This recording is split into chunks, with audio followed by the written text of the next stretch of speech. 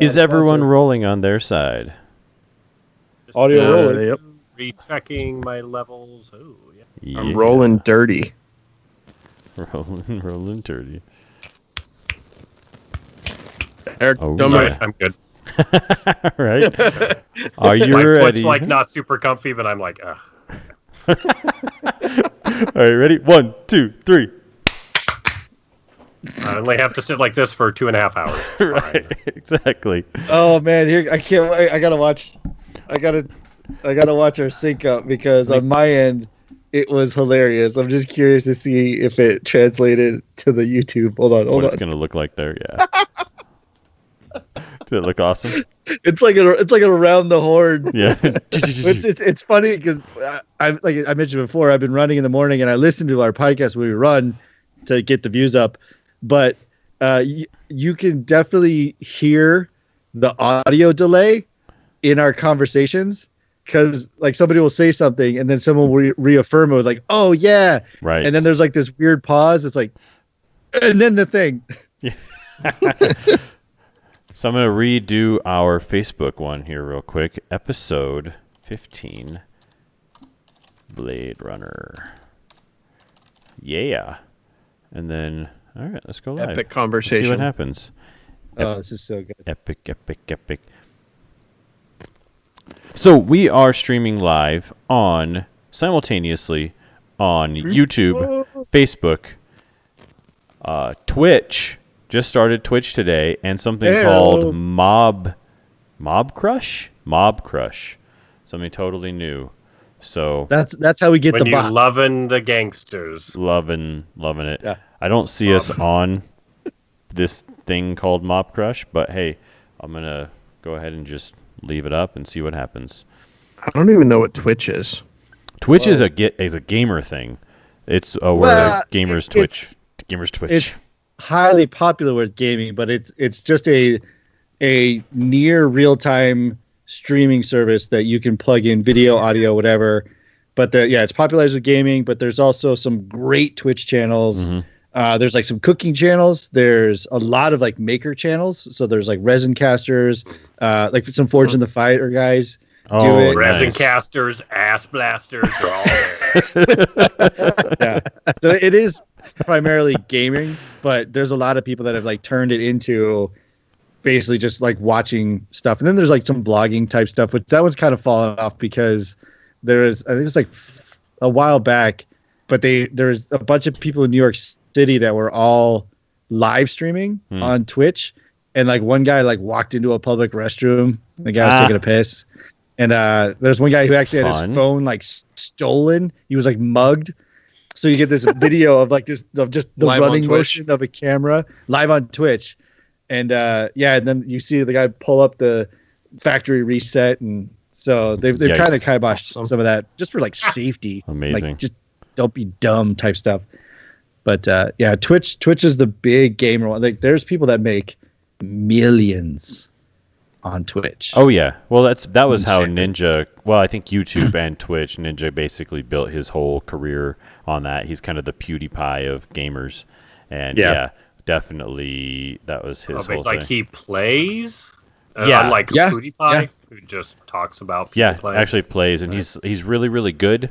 And whatever games he plays, really. I mean, I'm extremely unknowledgeable of any of that. I'm gonna move my face somewhere so I'm not in anyone else's face. You're good on the live one. Okay, I'm gonna move down here. I think. There you go. Yeah, you're good. Yeah, all right, that'll work. Yeah. Well, how's everyone's week going? What's everyone drinking tonight? Key lime? No, not today. I am doing the Waterloo Sparkling Black Cherry. Delicious. What's that? Ookie? Triple threat? Triple thread, yeah. It's Nice. CBC. It's pretty much like the one beer I buy now. It's Delicious. 9%. Wow. And Brian's got models over. So if you guys are watching on any of our live streams, you're going to notice Eric moving like a mannequin for most of the night because apparently his cables on his mics don't like him. But it's been okay, right? Yeah, It's totally fine. It's perfect right now. Yeah. I'm comfortable now, so Okay, good. That's good at least. When the rest of Be your like an body falls airplane asleep. experience. Yeah. Right. Just Just pretend like you got two big guys on the side. Shoulders up, back, head down, chin. We're really mean. Eat my peanut. Just My your free anger peanuts I get in Diet the Coke. bag. Yeah. How's the week been, guys? Everything good? Oh, it's been hot, man. Hot in Vegas. Hot in Vegas. And In June? yeah, well, yeah. But I had to How hot? adjust all of my 110 today. That's good. But I've always told people it's not when it gets 110 at 2:00 in the afternoon. It's when it stays 100 at midnight. Mm-hmm. Yeah. I could do 110 in the middle of the day. 100 o'clock at night? Nope. What's the 100 what's 100 the 100 100 o'clock? o'clock at night. 100 That's my o'clock. favorite movie. He's getting to your What time brain. is it? It's 100 o'clock. It's 100 o'clock. What Sorry, is pal, what's the AC bill like in the summer months? Well, so that's part of you have to basically ramp up so that during normal days, like I've got it set to like 84 in here, which is warm, but it's That so is the warm. AC, right? You don't want to run it so much because it will actually freeze over, and then you get a $10,000 AC replacement. But I have, I got solar, so my solar offsets my electric. Ah, very good. You're smart. Yeah, which I'm one of the lucky fortunates on the West where we get something like 300 plus days of sunshine, extremely long days of sunshine too. So I can get enough panels to offset. So it helps. It's definitely nice. It is nice. It's got to be hot in Boston though right now. Luckily, it's not super humid, Oh. so it's okay. I thought it was going to be horrible because it was saying mid 80s and a lot of days of rain, and I was like, it's going to be bad. But it hasn't really been the case. Yeah, That's I'm pretty good. comfortable tonight. It's been cooling off at night, so we're not in. There's been moments, but these last few days have been okay. Yeah, that's crazy. Yeah. How's LA doing? It's been really nice. Like today, I think is like the first day in a while I felt like, oh, crank up the AC. It's hot. It's been pretty nice the last week or so. It's been kind of gloomy. There hasn't been much June gloom except for like the last few days. So been nice. In fact, I just reached behind me and turned my fan on. I was like, oh, wait, nope, I can hear that. Turn Just that kidding. back off. Yeah. Well, that's one thing that when it comes to microphones and audio that Uncle Brent always told me is he said, if you can hear it, you can hear it. I was like, that's a good point. Yeah. Like don't sense. trick yourself into thinking you can get away with it. Yeah, it was like we were booming something, and there was a refrigerator like 2 rooms away, and I said, "Oh, Brent, can you hear that refrigerator?" He goes, "If you can hear it, you can hear it." I was like, "Good call." So we'll turn it off. We'll pull the plug. That's another Uncle Brent-ism. Yeah, I love it. So Yes, good. Lots. Well, it's hot here the in guy has a Colorado. way of. No, go ahead. I was to say the guy has a way of like saying things like that seems like so like, well, duh, but it's like, well, actually, Right. there's lots Like of wisdom. Yogi right there. Berra. Yeah. type of Yeah. things. Exactly. Yeah. If it's circle, it's round. You're like, yeah, that's a good point. Never thought about it. You're that not way. wrong. So as you guys saw earlier, got my new TV in today, and just in the nick of time, was able to slam out some Blade Runner 2049. 2049? Yeah. With that thing. It's nice. It's real pretty. I imagine. Yeah, when you sent us that picture, I'm surprised you didn't cancel tonight. Yeah. You're like, No. sorry, my new TV is here. I'm sure I'll be up late tonight watching something. I don't know what. I did look at the popped on my. So I was using the 4K Blu-ray player to watch it, but then I just took a peek at the Apple TV look just to see what it was. And Apple TV broadcasts to my TV in Dolby Vision, which is kind of like their. I don't know even what you call it, just sort of like their THX, or whatever of it. And so it looked good. It was real good. That's awesome. That's Yeah. awesome. Yeah, it was Apple fancy. TV is nice. It's real nice. I love it. It's just like having your phone, but in TV form. You just everything that you need is right there. It's complete. I've never tried Apple any of the Apple Home stuff though, because I kind of have Alexa, which I love the Alexa stuff, controlling lights and all that sort of thing. But I would go Apple if it was easy to use, but I've never used it before. Well, the government agents can't get into the Apple office, but they can get into your Alexa office. Yeah. So, Thank you, Agent Smith, for looking out for us. I got my Alexa, and then like a week later, my boss was telling me how like that a bunch of them got hacked a year or so ago, and would make them like laugh creepily. And I was told my girlfriend, I was like, if ours ever laughs, it's going right out the window. Yeah. Not sending it back. It's just going in the trash. Yeah. No, it has to die. It's a good lesson for anything. Yeah. If it laughs, it's going out the window. Yeah. I can't have this. If it I laughs. want to be gloomy. Don't you laugh. Gloomy and gross. Speaking of humid, I was up in Nebraska last week. Oh, that old humid hotbed. Yeah, it well, is. if you're in a cornfield. Yeah, it is humid up there. It is super humid. Where up? Like the bluffs? Where were you that's up? North Platte. Well, I don't know if up's the right word. It was north from here. You went. Yeah. I get you. Yeah. I say north, meaning up, not necessarily elevation. No, you're correct. Yeah. Latitude. Correct-ish. But Brian and I got to rekindle our love for our postal service version of working on movies. So Brian helped me edit something this week, and it was super fun. Yeah, and he crushed it, knocked it out of the park. Yeah, I was employed for like a day. Yeah. Well, client notes, so day and a half. You mean a week? You've been working on like a week. Some extra hours, late nights. Got the late night fee. Process some French alterations thrown in. Yeah, I'm not sure if we the talked about client that, even right? knew I existed. So, So yeah, it was great. Subcontracting. I had literally I had to use my desk for something else, and I literally like cleaned everything up and set my hard drive back on my shelf. Walk over to my fridge and ding, a text message from Matt. Hey, we got to change something. Well, good thing the MacBook is portable. Well, I mean, to be honest, I'm frankly shocked that part we had to lift out lived as long as it did. Yeah, I know, me too. Yeah, we were testing something. So, the main people loved it just as it was, but there was like a swear word that we had bleeped out, and so it was 50-50 on whether the higher ups in the company were going to be okay with it, and because marketing team was all for it, they were like, let's do this, and so, but It's gonna go viral. Yeah. In the end, it got smushed, but honestly, when you make a change like that, sometimes you look at it and you're like, hey, it's actually great like this too. So, it worked out perfectly. It was good. We'll have to. Hopefully, it'll be up tomorrow, or maybe it was already up today. So I didn't see it, but before we get started, handed off. Yeah, basically, the handoff was happening. We got in this real long tangent last week about marble racing. And I was like, why are we not recording this? This is amazing. And so I saw that you posted a marble race. Like, what is that all about? Yes.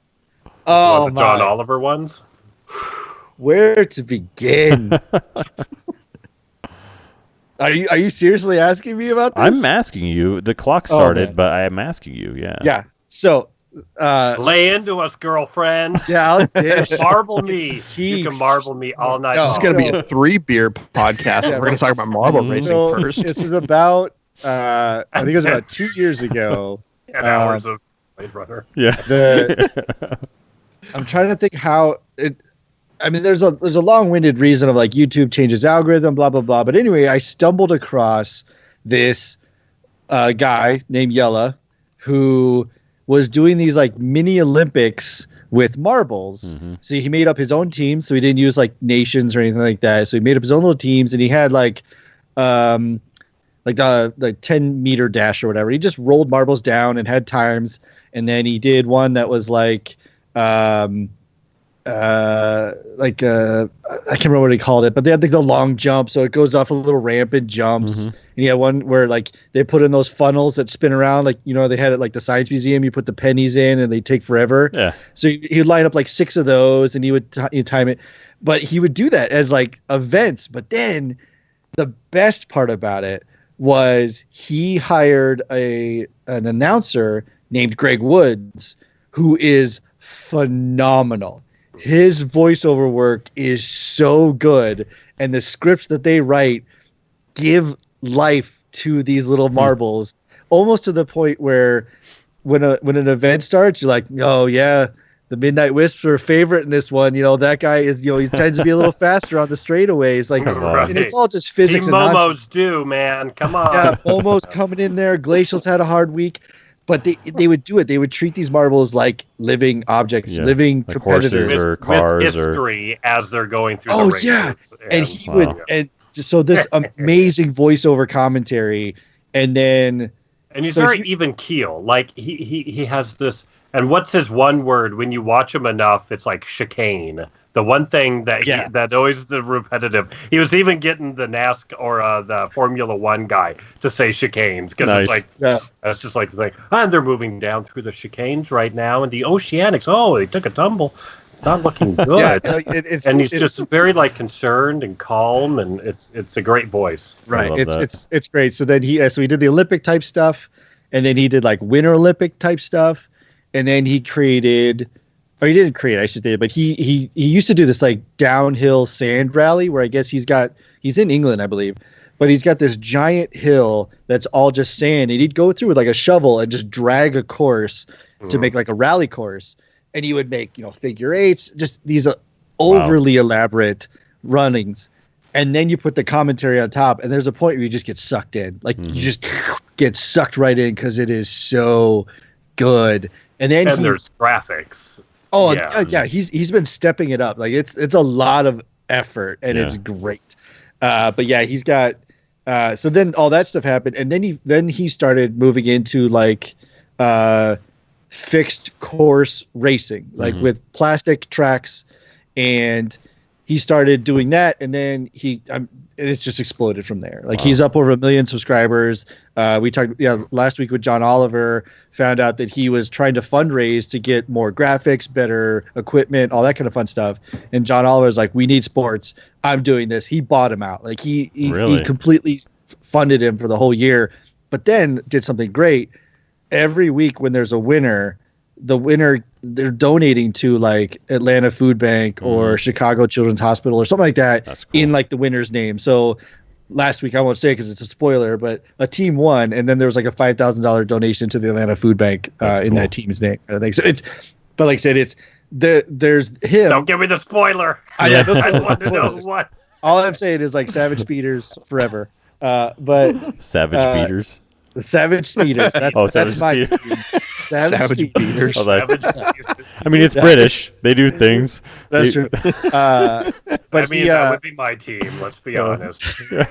So there's him, which is great. But then there's obviously once somebody is super successful, there are imitators that roll in behind. There's another one I just started watching, whose name I think it's like Fubeka or something like that.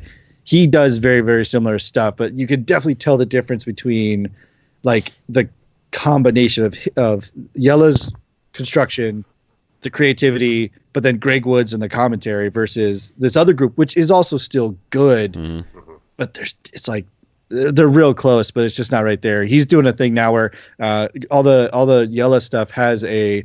Do you remember Connect blocks? Like they're like the really geometric spiky things. Yeah. So he built a conveyor system that, because obviously marbles run on gravity, so they run through the course, and then there's this Connect elevator that brings it up. So this other guy built a very similar one, but it was always not clean. It was not great. So there was if you watch his older stuff, where marbles are like falling off the conveyor and stuff like that. So and the purpose of it, so you can have laps. You can have like 10 right. laps. It's like a true race, like those laps and stuff. It's and all downhill, and he does qualifiers for pole position and all that stuff, and it's super good. But so this season, that guy built basically 2 spinning bars that just launch marbles, which is really cool. He needs to dial in. But I mean, for a first effort and a way to kind of stand out, it's not bad. That's cool. It's like I said, if there are some out there that there's like no commentary, it's just you watch marbles, you gotta think that's interesting. This is like full production, and it's really good. He mixes in stop motion, and you have an audience. You have like a giant arena with all the teams have their audience watching them and cheering, and he does little stop motion with them. Are the audience? It's cute. Are they marbles? Yeah, it's all marble. Yeah, it's all 100% marbles. The entire universe. And they've got like they have the little signs, and he does the stop motion. So like he has to go through and like rotate hundreds of marbles. Yeah. Take a frame, take a frame to make them look like they're moving around. And like he did the wave last week. And, wow. I haven't seen that. Like I said, it's effort and it's awesome. That's it's amazing. so and so he had John Oliver, and then he also has like a dairy company. Yeah, they did another. There's like 3 different tiers now. That's cool. And then the Formula One or Formula E, I think. Yeah. Mm-hmm. So like actually Ferrari, Mercedes, like those guys are really doing it. Got the names, and they brought in a guy who does Formula One announcing, and it's the 2 of them doing the announcing, and it's like. And this guy's like the high pitch. Oh, and Ferrari's coming around the bend. Yeah. And and Mercedes is coming up hot. Martin Brundle. Is that guy? Yeah. It's amazing. Wonderful. It's I can tell. It's fantastic. Like people will laugh, and that's fine. I just say I dare you to watch the 2019 Marble Olympics and not become a fan. Yeah. All right. Well, and not to get how like primitive we are in that sense of that kind of tribalism, right, which can go bad with racism, but is like fine and benign with sports. Right. And so you watch different marbles and you assign team names to them, and all of a sudden you're going, this is pretty much all sports is. It's no different. Yeah. It's our competitive nature. It's all the same. Where were you born? What colors do you like? You know, like what just appeals to your sensibilities. You know, like there's no reason to like McLaren over Ferrari or Mercedes over whatever else unless you've grown up in some way or shape or form, or you maybe like the underdog and McLaren is not doing that well. So, you know what I mean? So you do that. So when you break it down and realize you're doing the exact same thing with marbles as you are with real life, you kind of go, what is my brain? What is going on inside? Yeah. What's it take to trigger me, and how simple am I? Yeah. I would just like to point out there's plenty of reasons to like other teams over Mercedes. That's all I'm saying. Says the new Formula One, the new Formula One fan over here. Mercedes are like the Patriots and Tom Brady. Mm-hmm. My God, stop! Will somebody else win, please? That's what I'm saying. I will throw out a shout as we're talking about this thing. From the marbles myself. Nick turned me on to the marbles. I watched that for a while. I just got into watching like car please say 3D bot maker. 3D bot maker. Yes, that's the one. Where they have built over the years a set and like built hills and have this very elaborate looking like miniature set and racetrack. With like flocking, they put like little vegetation and trees up. Wow. That's very charming. They have 2 announcers. The one guy's kind of douchey, but it's still like it's enjoyable, and it looks great. And the cars are fun, and it's all like custom cars. People have either modified cars or they're like custom 3D printed or something. But so he's just like, send in your cars, and I will race them on these tracks. And that guy's story is really cool because he had a. I'm going to screw up his like origin, but he had a job. Something happened in his life, and he was trying to bond with his son. So he started building racetracks, but then he bought like the standard Hot Wheels ones. It's like, it's only I don't like it. They fly off all the time. So he started getting into printing his own racetracks. He made his own finish lines.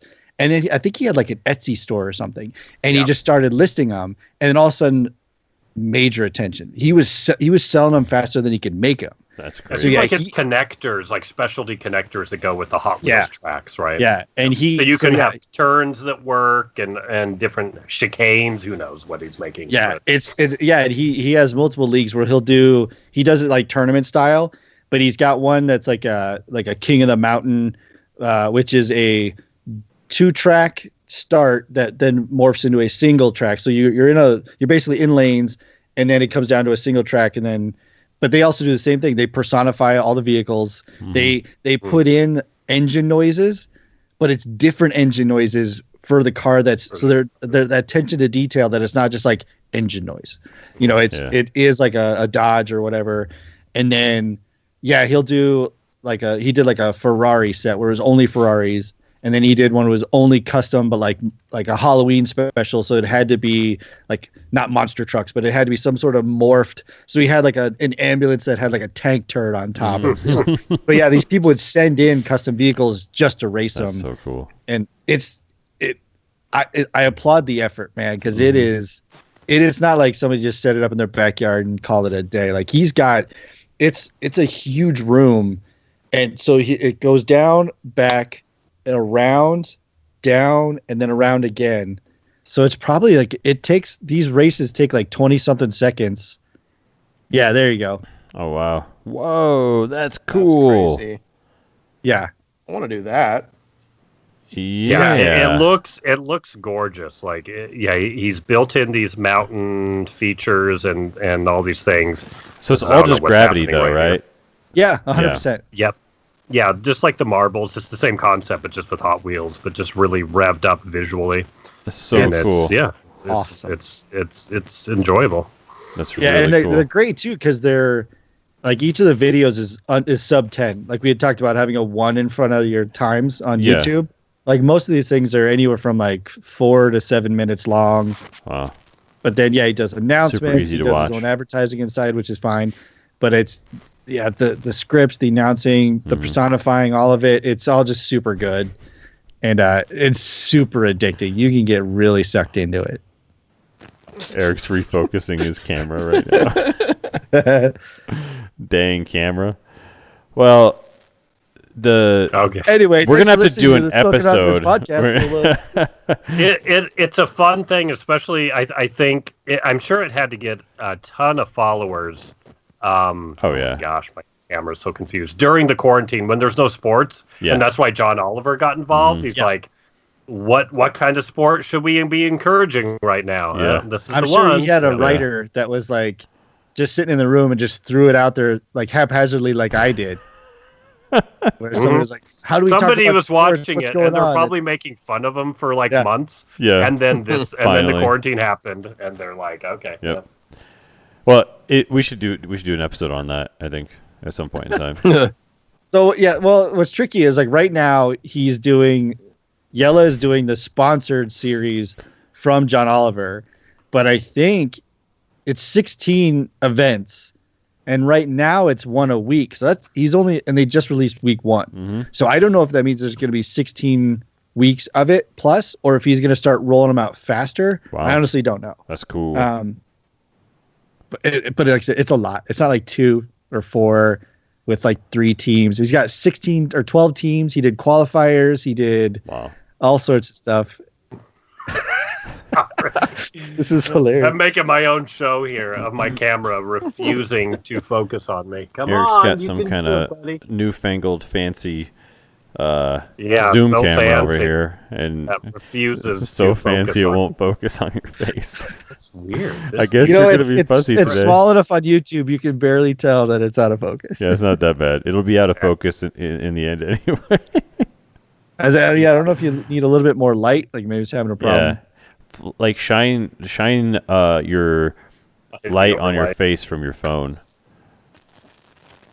There it goes. That's better. It was too dark. Yeah, I just couldn't find you. It was hunting. Don't move. No, it's fine. And also don't move. I mean, it's a good camera. It got right in on that phone. It looked pretty good. Yeah. Looked real good. Yeah. That's funny. But now I can't find your face. Yeah. You're good now, though. You look great. Yeah. I look pale. I need sun. You do look pale. You look real. I was thinking that. I look like Doc Holliday over here, but not in the cool way. Yeah, the real bad Doc Holliday. Yeah. I just started. Well, I didn't start it. I downloaded the Audible Val Kilmer biography that just came out, or autobiography by Val Kilmer. Yeah, he just released it, but strangely, it's narrated by Will Forte. So I don't know what that's all about. Because Will Forte MacGruber? and him work together. MacGruber. Yes. That's the connection. Oh, gotcha. But I don't know why Val Kilmer would narrate his own autobiography. I think it's very weird. I think he might have some speech problems.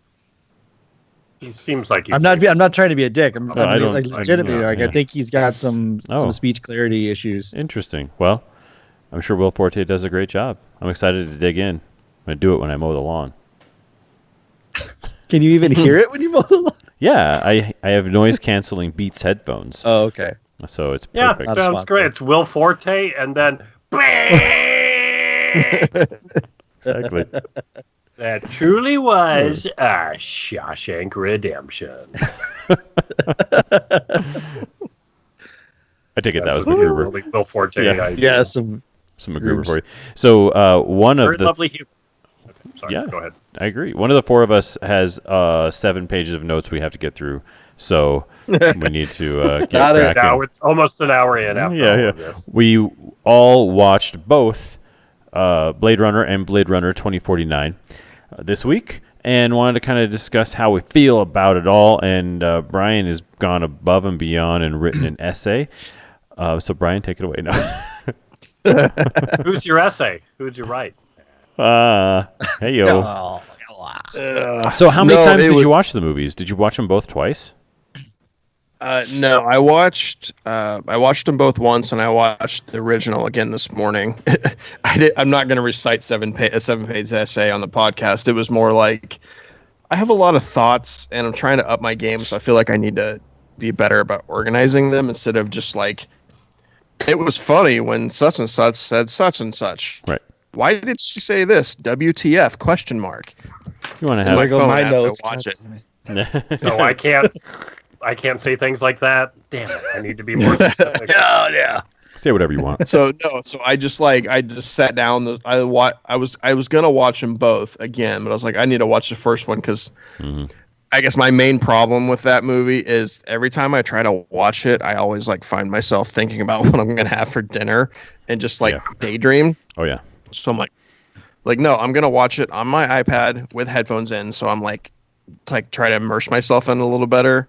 So that's what I did this morning, and then I was like, I'm gonna write my notes up, and then it's like I like Blade Runner 2049, and it's much easier to follow. So I'm like, I don't need to watch it again. I know what my thoughts are about that. Yeah. Did you So, watch yeah. the of the original? Did you watch the theatrical cut or did you watch the Ridley Scott final cut? Final cut. Mm-hmm. Okay. I haven't Which watched. I think is what I have, and I think that's what you find now, right? I'm Yeah. sure he's done his darndest to make sure the others can't be easily found.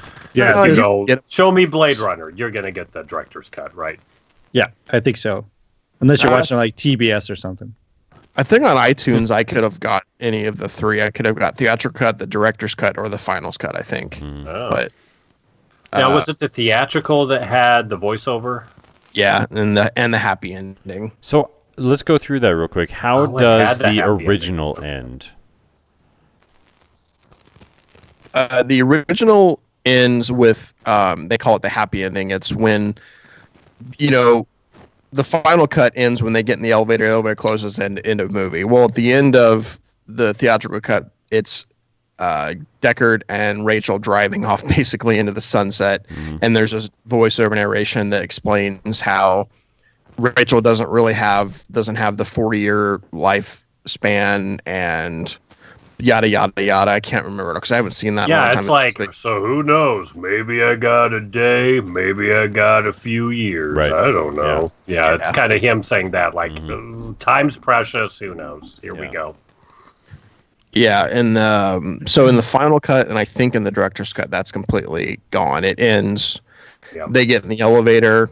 It closes. Movie over. Mm-hmm. Yeah. When I saw then the original, the first version, 'cause that's the only version I've seen. I've seen it, or sorry, that's the only version I saw until I watched the final cut a couple days ago. I'd only seen the original, and it didn't seem weird to me. The happy ending thing, I thought that the narration was kind of cool, and it seemed fitting for the type of movie that it was. And now it makes sense kind of per 2049 a little bit. But then the way that the final cut ends, I get it, but it's like, why would you end a movie so differently when everybody already knows how the other one ended. Does that make sense or not? It seems like it just comes down to a Ridley Scott versus studio, right? Mhm. Yeah. Is this what all of this is? So Right. I think it's more just ego attached as opposed to what the story did that he can't control anymore. He's trying to control his art still. Right. But you're not leaving a cliffhanger or open-ended for a sequel 40 years later. You know what I mean? That's the weird thing about doing a final cut like that. Except to say that, yeah, he's just trying to stick it to him and do his own thing finally. Right. Because basically, from what I have read, the whole happy ending and the narration was all, based on poor test screenings in the studio trying to explain to the audience what the movie actually was. Yeah, So it was just studio meddling. The A lot of people say, huh? No, go ahead. A lot of people say that Harrison Ford, he sounds like he was trying to sandbag the voiceover, just doing it as poorly as possible. Because basically he said he was drug into that kicking and screaming because I guess originally in the script there was a lot of voiceover and he lobbied to have it all taken out and do it as actual scenes. Which nowadays he claims he didn't try to tank the voiceover. He just said he wasn't involved in the writing of it or anything. So he just basically showed up to the studio and they put pages in front of him. So he had no prior knowledge. Like he knew he was going to do voiceover, but he didn't know what the lines were ahead of time. That doesn't seem altogether different than how he's doing movies nowadays. Like he just sits down and they put pages in front of him. Miserable, and he just no matter rolls. what he's doing. Yeah, it just in this one it worked. Yeah, exactly. But and I think he likes Ryan Gosling, but in other things, Star Wars, they had to drag him kicking and screaming, and everything. He's just like, I just want to fly my helicopter and leave me alone. Landed in golf courses. I just want to crash in golf courses. I watched some special features at the end of 2049, and Ridley Scott was actually talking about how, they wrote the script before they even asked him to do it, and they were like, if Harrison Ford won't do it, then we can't do this movie. So he describes when he calls Harrison Ford and asks him to do it, and he's like, so, there's some things happening in this new Blade Runner movie. And he's like, Harrison Ford's like, okay. Yes. So what do you think? He's like, so am I in it? Yeah. Okay. Where? Because you want me to do right. I think you're going to be in the third act. Well, okay. Well, send it to me and I'll let you know. So then he calls back like a week later after the script. He's like, yeah, the script's pretty good. Okay. Yeah. I'll do it. I think also I saw an interview with Harrison Ford and Ryan Gosling where Harrison Ford was saying that, that whole first part of the story, and then he calls back and he says, who would be really good for the part of Kay is Ryan Gosling. And they said back to Harrison, we've been talking to Ryan Gosling for 3 or 4 months now. And he goes, well, they'd only been talking to me for 2 weeks at that point. So they'd already planned out like the rest of the cast, and they were like, oh, I guess we'll ask Harry when we're like in it, like deep in it. They finally, forced themselves, like, we can't put it off anymore. We've got to try and get him on board. Like, you have to do it, or we have to let all these poor people go. Yeah. That's a good strategy. Yeah. Everyone's hired, man. You're gonna fire 300 people. We got travel arranged. We got licensing. We got. We've been in pre-production for 2 years, Harry. We have a car on the way to your house right now to take you to the airport. Yeah, you can't fly to the set. We'll fly you. Don't worry. Yeah. God, right. Well, because on the original too, I feel like he and Ridley Scott didn't really get along. No, kind of grinding at each other, and probably. So the thing about this movie, especially with Harrison Ford, the original, is that you can tell he's coming off of these 2 iconic roles, and he wants to be different, and he does not want to be Han Solo, and he does not want to be Indiana Jones, and so you could really tell his whole take on this is going, I want to not be those things, like almost to a point where you're like, okay, well, then you're just going to be this gruff, boring detective guy, because Deckard is basically just he is Harrison, or he is Han Solo and Indiana Jones smushed together and put into the future. That's all that character really is when Harrison Ford plays him. It's a hard one to like get away just from. as like leveled down, like not showing that he enjoys life at all. He's miserable. He's just kind of except for one scene that I'm sure we'll get to. Yeah. We'll get there. Nico, what's your take on it? I mean, do you like the first movie? No. Silence is golden. Here we go. Here's the Finally. thing. I like the first movie for. I would give it like this falls into the technical award category. Okay. That movie is gorgeous. Right. And By any standard, really. yes. Yeah. And at the time, the stuff that they tried to do, mind blowing. Mm-hmm. But if you think about the content of the first movie, that's what I don't like. Right. Like, so I don't like that. Replicant is just a term. It's not cyborg. It's not robot. It's not clone. They never really go into the thing other than it's like you're genetically created, right? They have the scene where the guy's like the eye doctor, but then they go meet what is it, PF what's in sauce and J.F. Sebastian. Oh, thank you. J.F. Sebastian. They go meet him and he's like a tinker. He's a toy maker. Yeah. So it's like I'm not sure what a toy maker and genetics have to do, because those are definitely, like, if genetics is genetics, genetics does not equal mechanical engineering, right? You know, like they're just different. So it was a lot of the stuff that I think they had some really, really, really good ideas, but then when it came to the plot, if you nut and bolt the plot down to strip out the extremely cool visuals and the music that I hate and some of that stuff, the movie would not have done well if it wasn't so visually just like considered, you know, exploratory and new age and all that kind of fun stuff. Like there's a lot of stuff in there that is a little up its own ass. Well, so. I think that you would have to start with source material, which I've never read.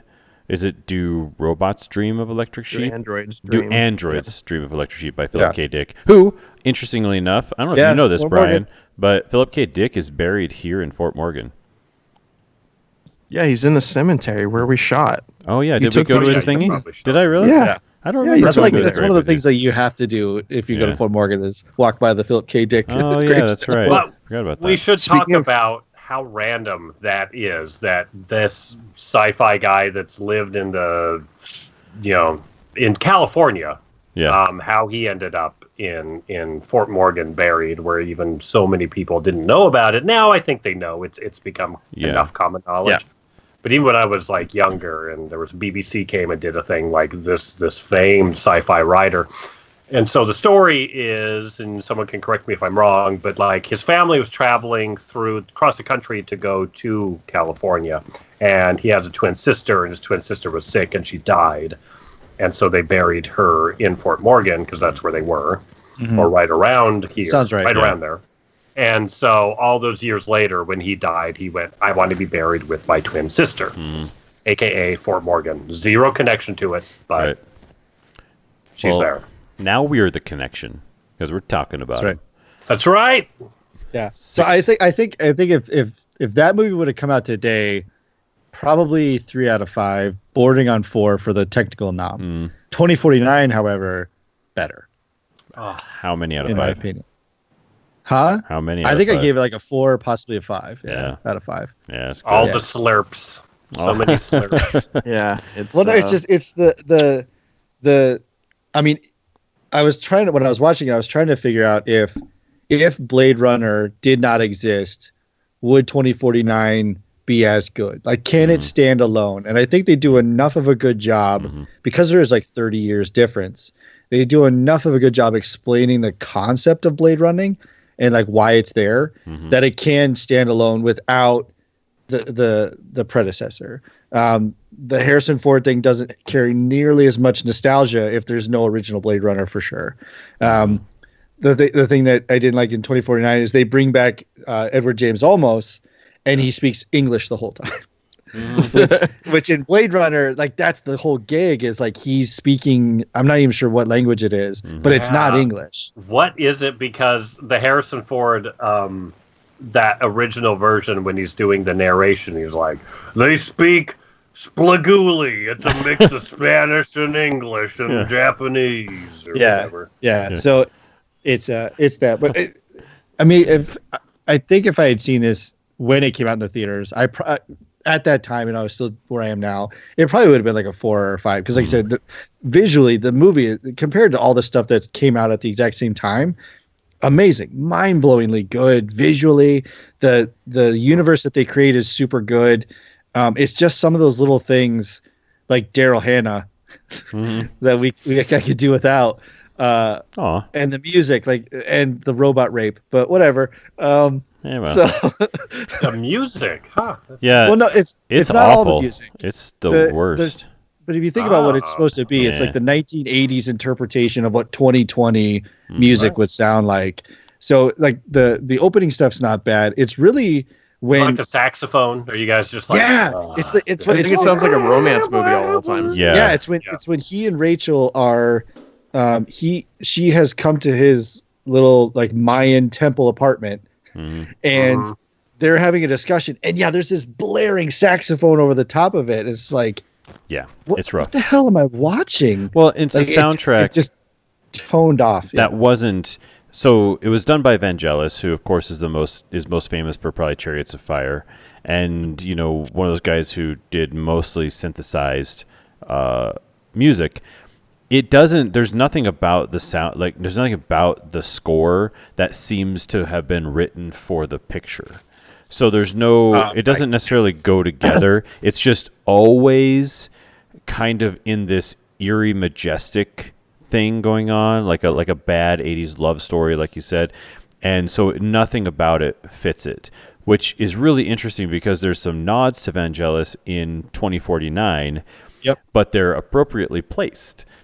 Like the scene when he's flying over the dam and you're getting some of that Vangelis type music. You're getting the Blade Runner music. Yeah, and that's where it fits. There was one other spot that I couldn't think of, but that they use that sort of feel because then the rest of the movie just feels like a really Blade Runner 1982 feels like an awkward opera because it's just there's constantly music going on that doesn't seem to fit, trying to manipulate your emotions into feeling something that isn't on the screen for you to look at. Right. Even as he's it's going not the second by second, millisecond by millisecond that you're used to in so many other movies. Yeah.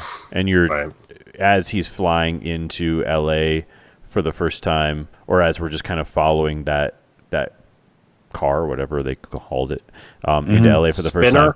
The spinner. It's just too majestic and not in an interesting way because here's this sort of weird dystopian future, which, by the way, is weird that they thought LA was going to be like that 40 years. But in last year, 2019. We'll push past the future November, thought. Yeah, right. But it just doesn't fit. It's weird. But Vangelis, I never liked his stuff. It just always gave me a really creepy, weird, like ew sort of feeling. Anyway, all of his music always has.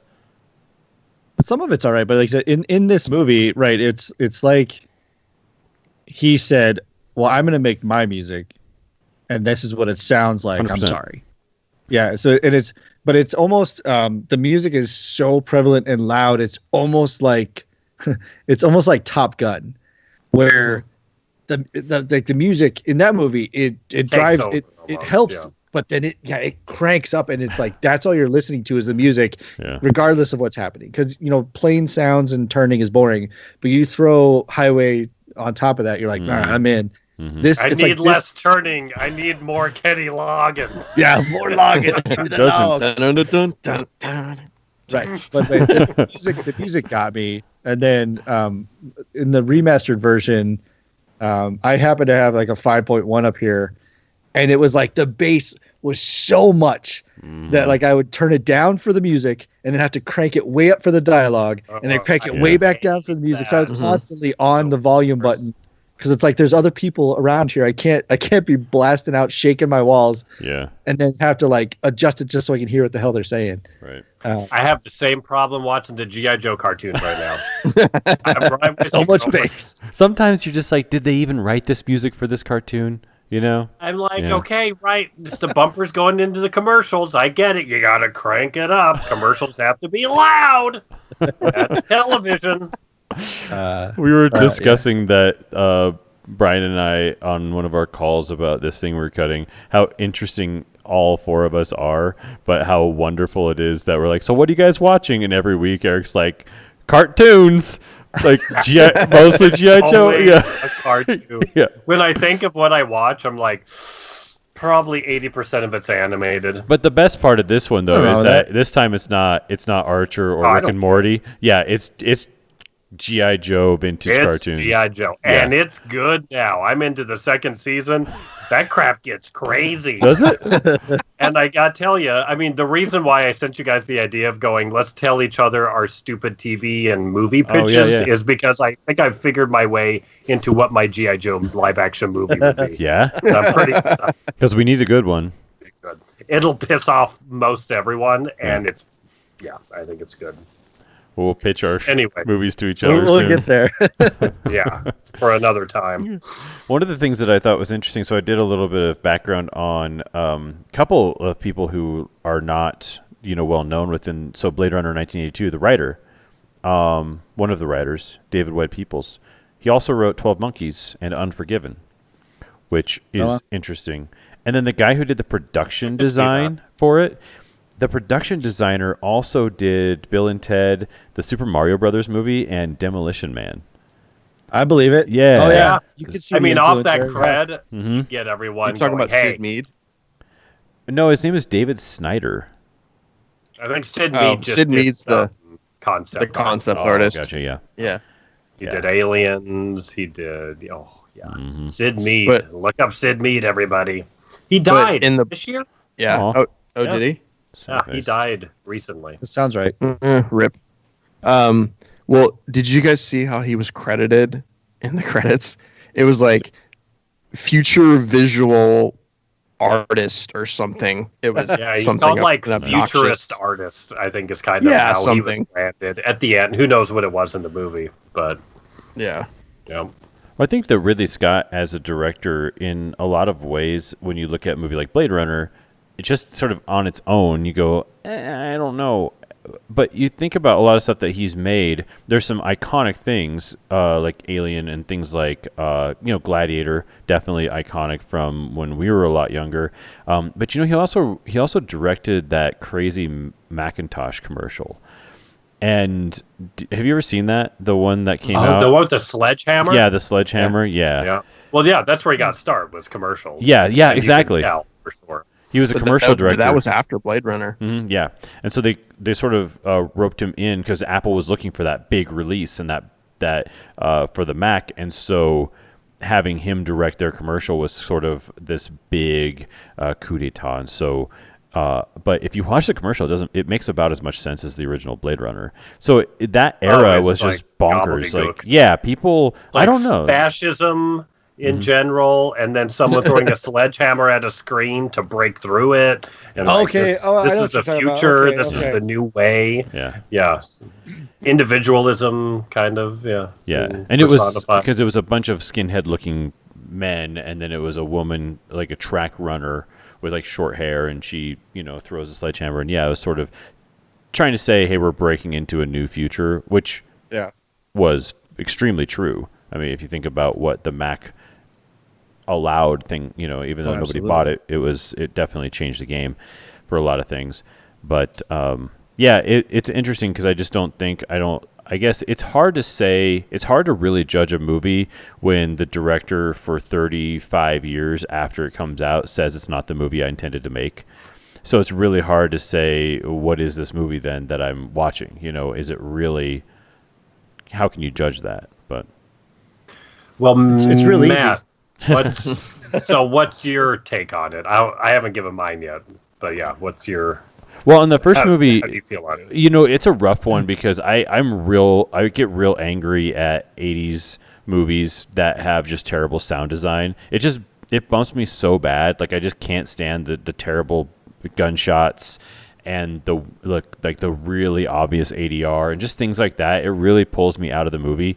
I hate 80s hairstyles. So like when Deckard goes to the Snake Lady's house and he's in the Snake Lady and she's like all Snake Lady'd up and you're like, oh, she's kind of hot. Like, what's going on here? And then I'm liking Snake Lady. Yeah, and then she blow dries her hair, and she looks like, it's sort of like a shorter Sigourney Weaver from Ghostbusters. And you're just like, what were we thinking in the 80s? Was the whole purpose of the 80s to make us look ugly? Well, yeah, 10 seconds ago you had a braided ponytail that went all the way down your back. Yeah, now I'm confused. Where did that hair go? It was a bait and switch. So and your snake's not even real? Come on. Get out. The first time I watched that, I was like, is that even the same actress? I know, exactly. Right. No, totally. Yeah. So some of that stuff is just, and I think that the intensity, I'm just not a fan of that era of film. Not necessarily that was informing the way, not that informs the way I watch movies, but it just takes me out of it, and I don't like it. And it's an okay film, but I think it's just trying to be so austere and like so high level, high concept that you sort of miss what's interesting. And so my biggest thing with the original Blade Runner is the opening crawl talks about replicants a little bit and then says, off-world, these replicants revolted and they're coming to Earth, and now we have these Blade Runners who go and dispose of them. Special units, right. Retire them. That's the movie I want to see. I want to see the movie about the robots revolting. Oh, the rebellion on the moon or whatever, and then the humans having to fight them. That's interesting to me. But they basically blow their wad on an original idea and just put it in a opening crawl, and then we get a really boring execution of hunting down these robots. Well, and that's the thing that it had been a while since I had seen it. So rewatching again recently, new perspective, other knowledge, etc. The thing I didn't understand was blade running would appear to be a very specialized, if not prestigious, thing. Right. And they treat him like garbage, which I don't understand, because it appears to be common knowledge that replicants are dangerous. Mm-hmm. So the fact we need them, right? They're the slave labor of the future. They explore. They help set up colonies on other worlds. Mm-hmm. This is their backstory. But then sometimes they revolt. They come here. They're dangerous. The people that hunt them are protecting us. But then they treat them like garbage. Mm-hmm. Even to the point where he goes and meets his old boss, which you never get the understanding of, like, was he fired? Did he quit? Like, why is he no longer a runner? And then he basically says, so I don't have a choice. He's like, nope. Like, why?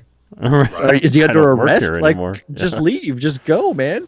And then, and it's funny because in the final cut, the guy who plays the captain or whatever says like 2 paragraphs about how the 6 replicants came here when they're sitting in that sort of screening room looking thing next to each other. Yeah. So that's exactly.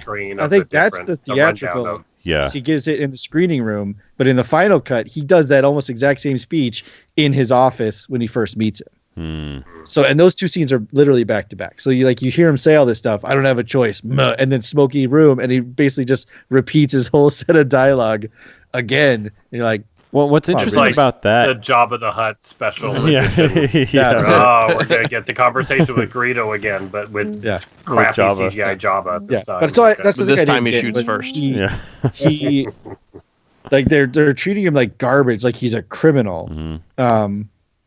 But he's hunting replicants, which is a thing that normal human beings shouldn't be able to do. Well, what's interesting, too, is that he's supposed to be this specialized guy, right, who hunts down these replicants and kills them. But in that conversation that we just talked about, the head of the unit is talking to Harrison Ford's character as if he knows nothing. He's telling him, these replicants have a lifespan of 4 years. These are the new Nexus 6s. They're dumping exposition at Harrison Ford's at the guy who should know these things inside and out. Right. So even as even for just a movie, it doesn't matter what era. You're like, why are you dumping all this on my lap? Yeah, this isn't a form. rookie. This is your seasoned best who you're bringing out of retirement. He should be fully aware of all it was this. Like, like if anything, it should have been Harrison Ford. It should have been Decker going, okay, so it's this version, this model, right? You're not throwing me a curveball, and then that's how you get the exposition out. Is him showing his prowess while saying, okay, let me just be clear here. Exactly. Yeah, that makes more sense. Or, like when we start seeing them on screen, you see their like headshots or whatever. You go like, oh, damn, Nexus 6s. Exactly. Yeah. Why can't we just wait them out? They only live for 4 years. Yeah. Exactly. Well, yeah, that is the thing, right? It's Nexus 6. Sorry, I'll admit I didn't watch the movies this week, but I've seen them multiple times. And last year I did my own little side project, like riffing off of it. So I'm very familiar. But yeah, the Nexus 6, they're like the new. They're model. the latest. Yeah. So in that sense, I get that there's a little bit of. Maybe he hunted Nexus 5s, and so that was his game. So they're saying, okay, Nexus 6s, this is what they do. Yeah, that's true. But I get it. Yeah. I read somewhere that it seems like he must have been out for a while because he had never encountered Nexus 6s or never had to retire them. Yeah. And there's a little bit of feeling of he's the old, slightly washed up. Sure. He's out of it. And two, through the whole thing, even through up to when the sequel was made, is the thought of, is Decker a human or is he a replicant? And so that's a little thing that's maybe trying to toy the line of saying, hey, do these people hate him because he's a replicant? Or are they just being jerks? Or is it just because it's this film noir thing and everyone's got to be shitty to each other? Yeah. I don't know. That's a little bit what it felt like. But I said that was the part that was troubling, was that it's in any other movie where they have to bring in the retired veteran, right? They never treat him like garbage necessarily, right? Or even just people in general. It's trying to like, hey, buddy, thank you for your service. Come on back, yeah. Instead of like, okay, dirtbag, right, get to work. Well, yeah, and he even says like, I need some of that Decker magic, and so it's like he's like crapping in one hand and kissing the other one. Like it's really hard to put that together. That's a good manager. Yeah.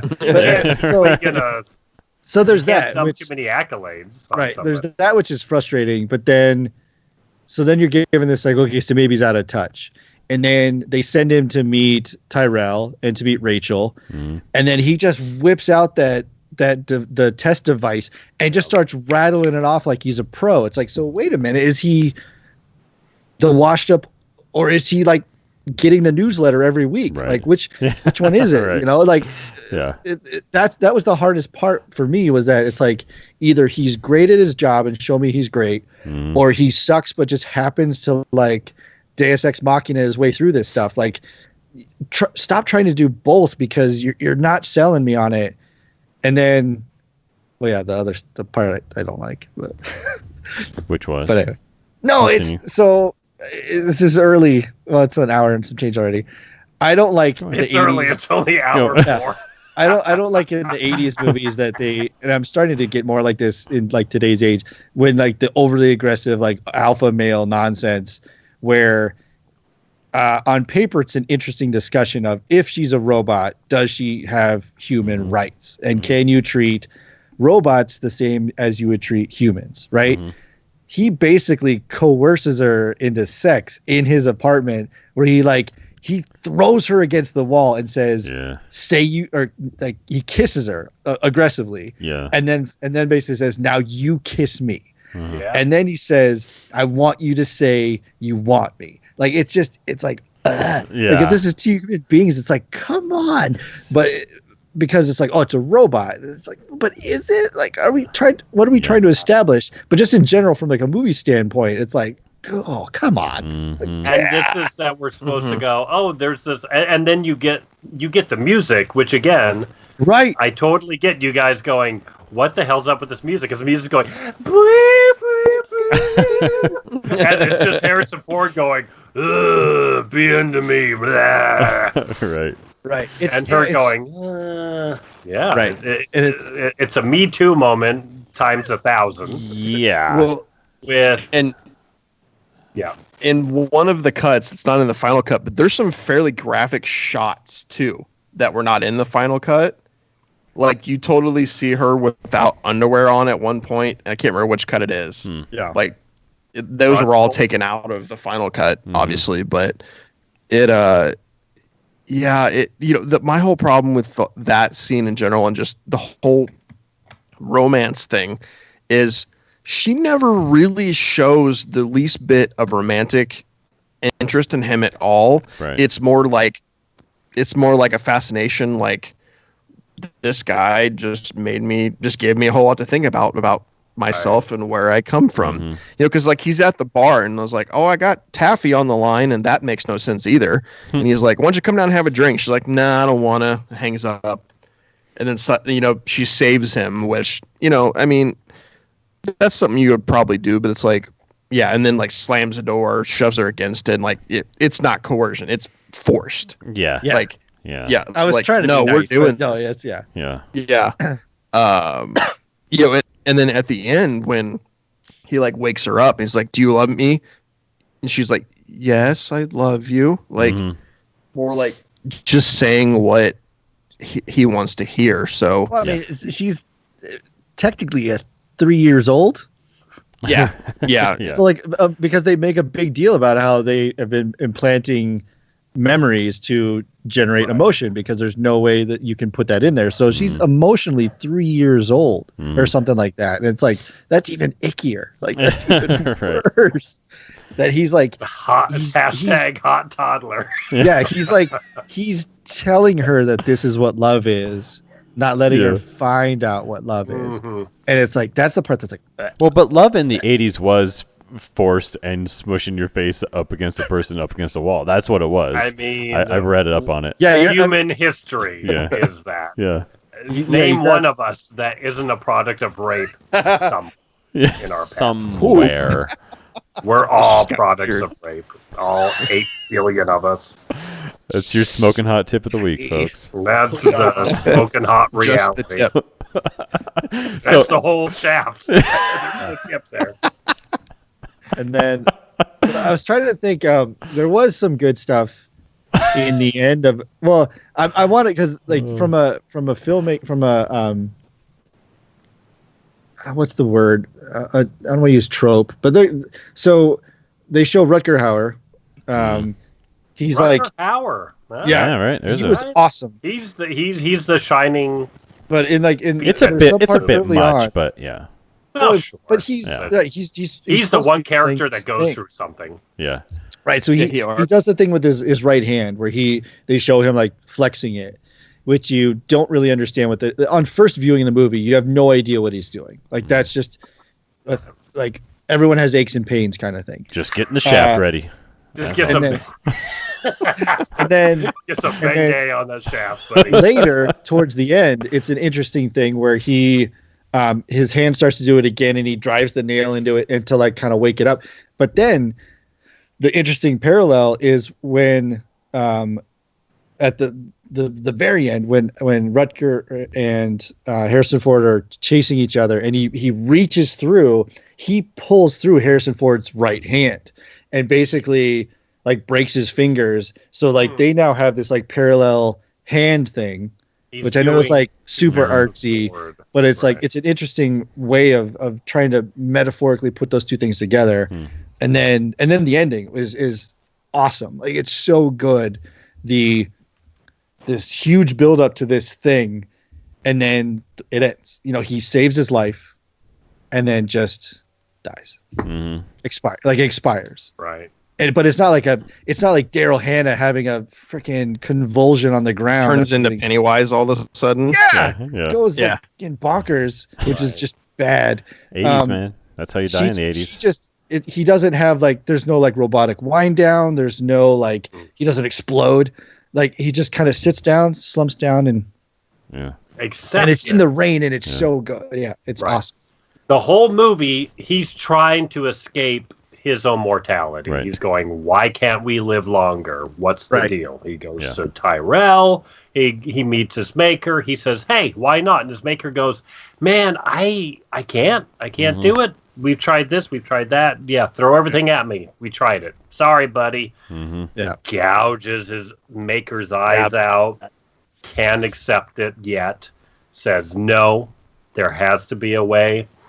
While Harrison Ford's just toasting all of his pals. And then, he gets to the end. And he goes, and he's got the dove in his hand. And, the dove, this peaceful thing. The John Woo movement. And so, it's like, I could just crush this thing, but I'm just going to hold on to it. And then, because there's the talk about how because they weren't born, they were made, they don't have souls, that kind of stuff. So like the dove symbolizing the release of his soul and stuff. And it's that stuff like that is really good. And if you don't know what it's supposed to be and you see it in a movie, you're like, oh, that's cool. But if like the metaphor, it just makes it better because they did it as opposed to like looking at it saying like, oh, what a missed opportunity. You should have done this, this, and this. It's right there. Why didn't you do it? They did it. And it's great. The double right hand, the soul release of the dove, that's all really good stuff. So that's why it's of note. But then you have some stuff in there. You're just like, oh my God, why? Yeah. Well, yeah. And I think the biggest thing, so for me personally, I could never, years ago, I would watch it and I could appreciate it, but I was never into it. It was like a chore to watch. It's high level too. Like there's a lot of stuff in there that you have to put. It's like the edges don't always touch. So you have to connect all these dots. Yeah. And you can't just casually watch Blade Runner. Like you got to sit down and like don't do laundry while you watch Blade Runner, I don't think. Yeah, no, it's not happening. Very much about the whole movie is so ambiguous. Sometimes it's very much like, well, we're going to let the audience decide. Yeah. Well, we're going to let the audience decide. Right. I think we're using that as a bit of a crutch, but let's let the audience decide that too. But like when there was maybe a year or so ago, where I had I think because of the sequel, I watched 2049. I loved it. The other 5 people in the theater were asleep when it was over, but I loved it. That's the best way to sum up that movie in a sad nutshell. But so in watching all the reviews of 2049, everyone would talk about the original, and it's like Decker has no, his character doesn't grow at all. There's kind of nothing that happens aside from maybe Rutger Hauer. Rutger Hauer is kind of the protagonist, really. Sure. Roy Batty is the character who has an arc and learns at the end, life has value. I don't want to be a sadistic, crazy murderer. I will let you live. I will accept my mortality. So you go, okay, right. There's the button. Yeah, that's good stuff. So when I kind of rewatched Blade Runner, I had all the negatives going into it, and I watched. I went, okay, you know what? It's not as terrible as I was.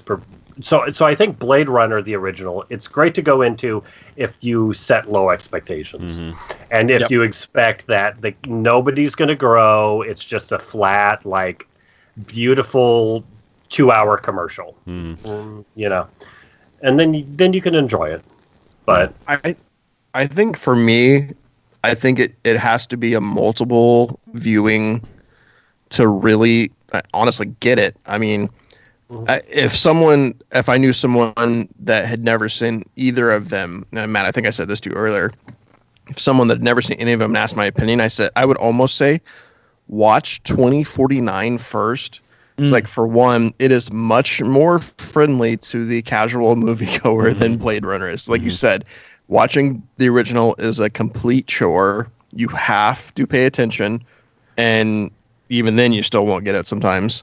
Like, say I watched Blade Runner a long time ago. I think it was in college. So then when 2049 was coming out, I was like, oh, I need to watch the original again, because I didn't remember hardly anything. And I was like, well, that's probably my first time watching Blade Runner, because that's like I've developed into much more a film buff, and now it's my career. So I'm like, and I remember watching it, I was like, oh, God. I was like, I need to take a nap after watching that movie. And then I watched 2049. I'm like, it's fantastic. It's like just the complete refined version of Blade Runner. It looks amazing. Roger Deakins is a god among men. The movie is incredible looking. Too good. Oh yeah. And then, you know, so then when we decided we were going to watch this, I'm like, okay, I got to watch Blade Runner again. And I was going to watch them both back to back on the same day. I'm like, no, I don't hate myself that much. I'm not going to do that. That's a hard one. That's wow. So I watched it again, and I was like, oh God. And the same thing, I was watching it, and I'm just like, oh, what am I gonna have for dinner? Like, oh crap, I'm supposed to be watching this movie.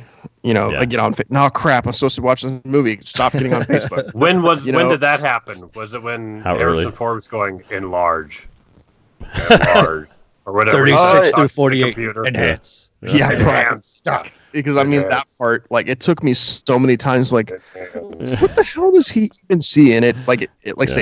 I didn't actually get that part until I watched it this morning.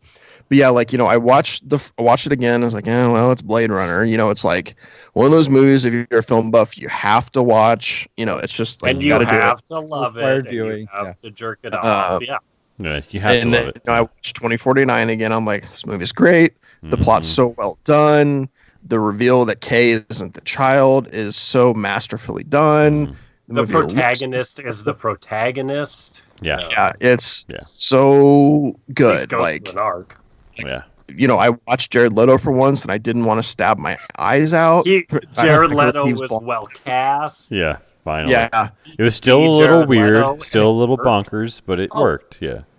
You still want to not like him, but it's correct. If it was Joaquin Phoenix, I would be mad. But thankfully, because it could have gone either way. It really could have. I'm picturing that. Yeah, it could have been. So like after that, I was like, you know what? This is a tough movie. I need to like organize my thoughts. I'm like, I gotta watch Blade Runner again. So I got up at 6:30 this morning, and I'm like, I'm putting headphones in on my laptop because I've got to have this damn thing in my head, in my ears, or I'm never gonna be able to pay attention.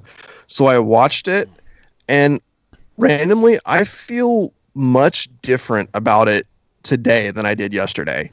I think Blade Runner is a wonderful film that has a long list of problems. There is a good movie in there somewhere. But they just decided we're going to do a sci-fi movie, but we're going to do it different. We're going to pack all this other crap and themes in there. Like, we're going to make it avant-garde. We're going to have this weird score. That sounds great, but doesn't fit the movie at all. Like, it sounds like Hill Street Blues or something sometimes. You know, whatever. It's good. It's good. I like that. And then, you know, but we're going to explore like all these themes about race and, because they say in frame one that replicants are slaves and they revolted. Does that sound familiar? Sure does. So I love how they go into that. And, you know, the thing with Roy Batty, like he arcs at the end, you know, because he's been saying this whole time is like, I've seen and done questionable things. And I think in that moment, he decides the most human thing I can do is show mercy and save Deckard's life. And also maybe this will redeem me in some way, because if I really do want to be human, maybe I'm going somewhere where I might need some brownie points, as I die. So I loved a lot of that, like the love story, supposed love story is completely flawed. They completely screwed that up. It's the part of Rachel I don't think was played all that well. It's really bizarre and weird, but I just love how they dug into all of the class system, and the thing about Deckard being a replicant, I don't think he's a replicant because for one big reason, they weren't really big on replicants having their own free will at this point. So if he was a replicant that was built and designed to hunt replicants like Kay is in 2049, if he decided, no, I'm not going to do that, I don't think he would have still been alive. So that's my main thing. The other people, like people say he is a replicant, is the whole unicorn dream thing and then the unicorn origami at the end. I don't think that holds as much significance as like, well, he's a replicant because they knew that was implanted in him. So that's why Gaff left that for him in the end. It's like, no, I don't think it plays in that much. I think he was dreaming about Rachel, and that's how they signified it. And that was left for him because I kind of think, well, obviously Gaff knew she was a replicant. Gaff knew where she was because obviously he had been there. I kind of think Gaff knew that she didn't have the lifespan issue. So I think that's kind of why you left that there. It's kind of like a, ha, ha, ha, I know what you're doing. Yeah. Yeah, so she's the unicorn.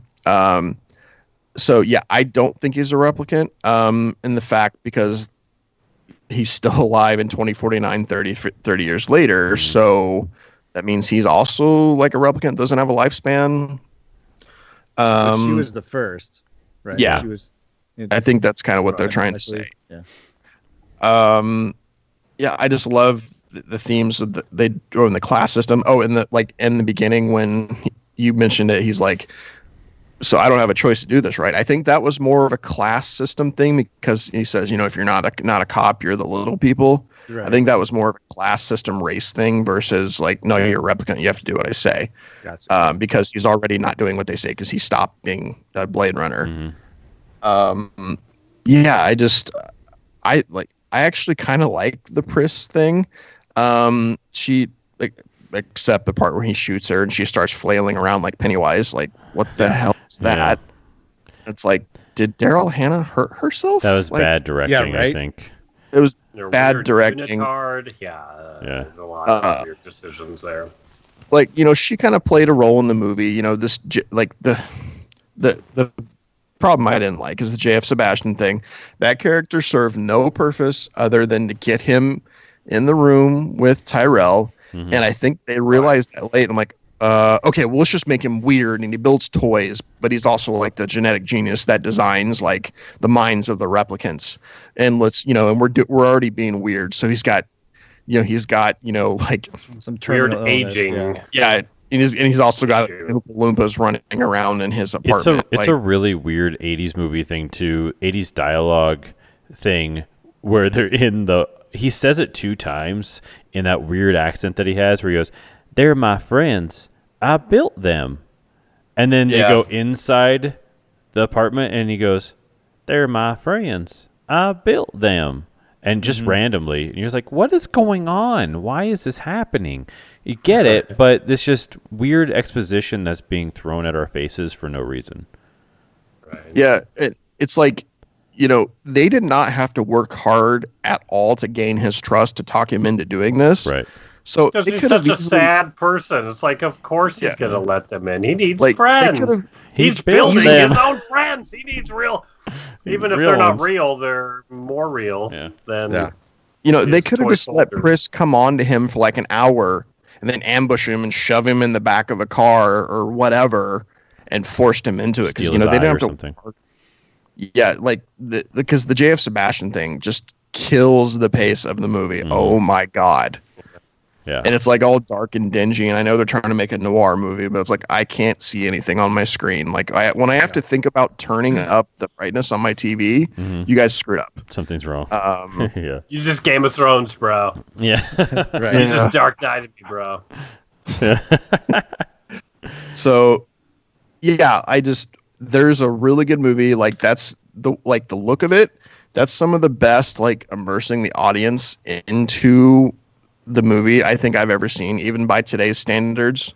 When they spend $200 million on Avengers movies, but it has a lot of problems and it's very exhausting to watch. Yeah. But yeah, I never thought I'd say like overall I like the Blade Runner movie, but let me tell you for 15 minutes why it also sucks. Yeah. Well, I mean, exactly. I'm not saying I don't hate it, but you're right. It takes more effort. It's when I tell somebody that I liked a movie, it usually means that I can pop it in and watch it casually. But you can't just casually pop in Blade Runner. It's just not a thing. No, I mean, and honestly, when I watched the first one again, I think we watched it like a day or two before we went to theater to see 2049. You remember back when we could go to movie theaters? Right. You guys remember that? Those things where people... It's a while ago. I actually remember like looking up and seeing like, oh crap, Hampton Francher was credited as a writer on this one too. Oh no. And thankfully either he got much better or they had the other guy. Well, he didn't do anything else. I was looking at the list, and his list of credits is not good in terms of what he did after Blade Runner. So I'm not really sure what he did do besides write Blade Runner. Is it but like a pen name or something? Yeah, maybe. But it does bring up an interesting point, though, because I think what Blade Runner, the original, was trying to say, but I didn't really feel it or get it until I watched 49, was what if you were in love with something that wasn't real? Where does your morality go when it comes to something that's not real, but it's real? That's the interesting thing that I think comes from all of this. I think. Yeah, go ahead. Sorry, go ahead. No, go ahead.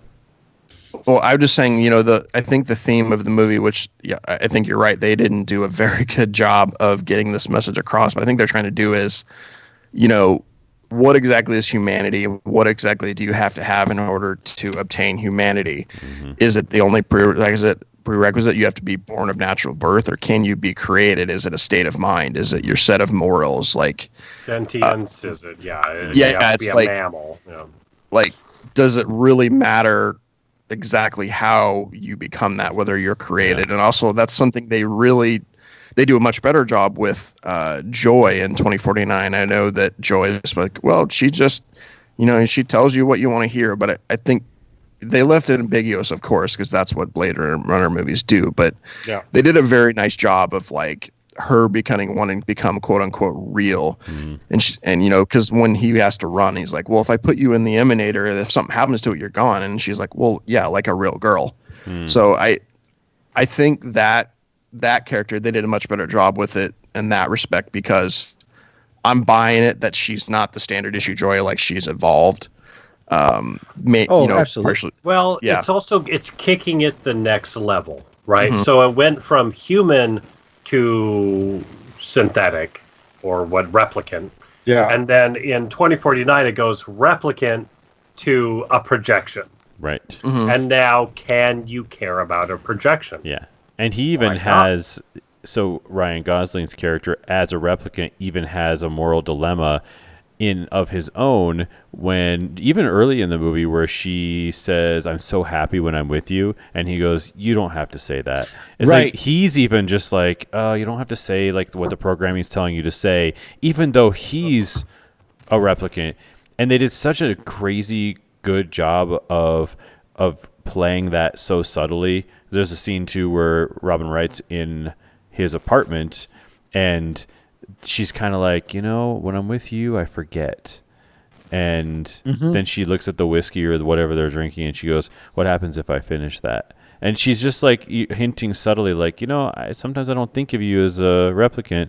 Maybe I should force myself on you like Harrison Ford did in the first movie.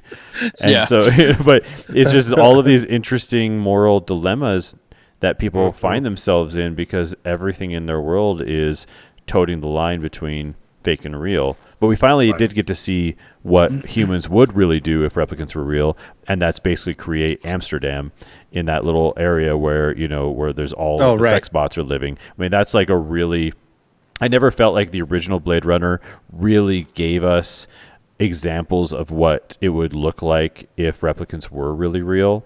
And Blade Runner 2049 actually did, where you actually get to see what would humanity do if these things were because were they were prohibited. Like in the first movie. In the first movie, they're prohibited, so they can't be there. And that's why Blade Runners exist, is because they can't be there. That's true. But then at the crawl at the beginning of 2049, it talks about how they were prohibited, which then caused Tyrell to go bankrupt, which then Jared Leto, I can't remember the name, came in as Wallace. Yeah, they came in as like artificial agriculture, which saved the world. Then he basically bought to then kind of revitalize that program, but added more controls to them, which they never really talk about necessarily what the controls are. But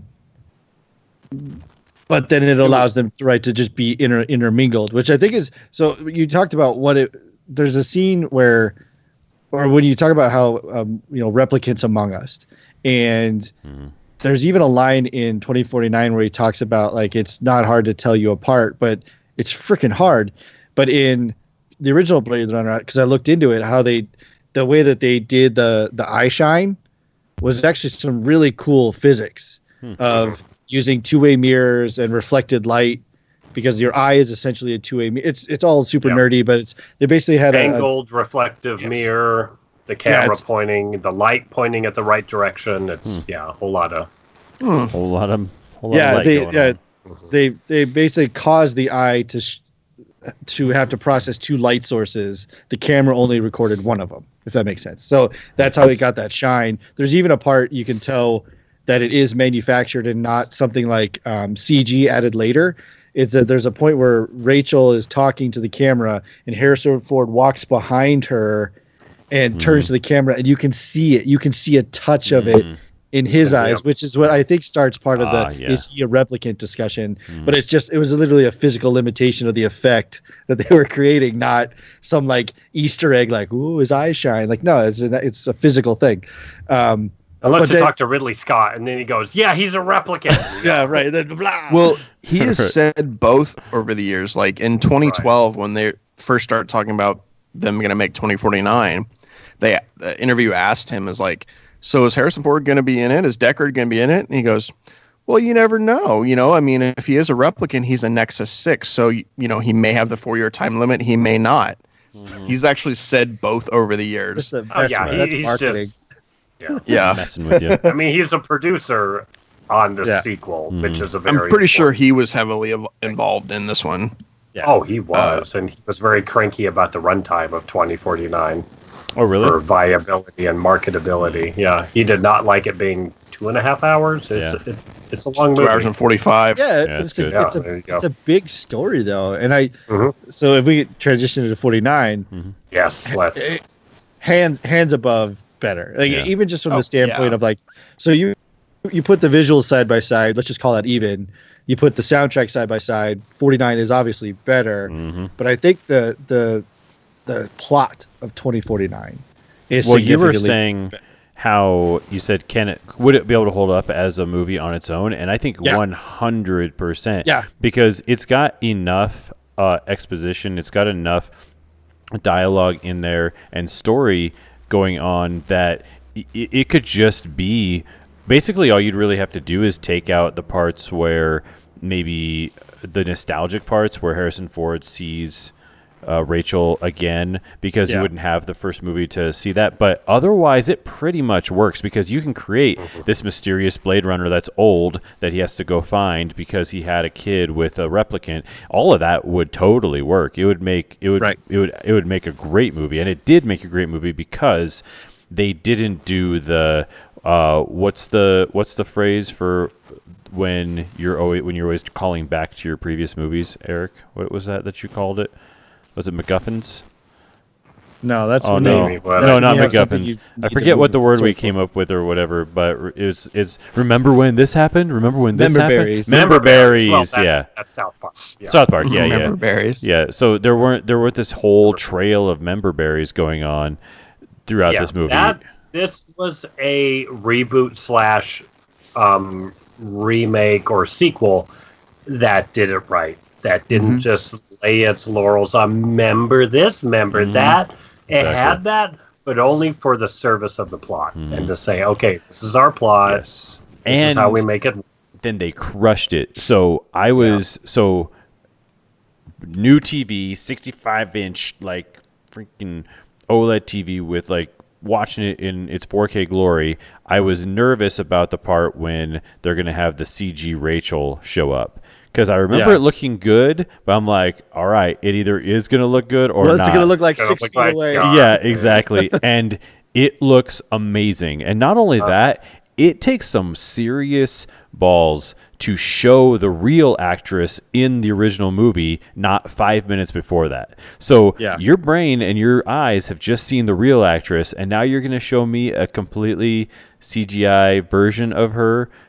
When do they show her? They show like a flashback as Jared Leto's waxing poetic, and it's just like a little flashback because he says, I think Jared Leto's going on about about Right. what was it like the day you saw her, and it was sort of like this. Yep. Yeah.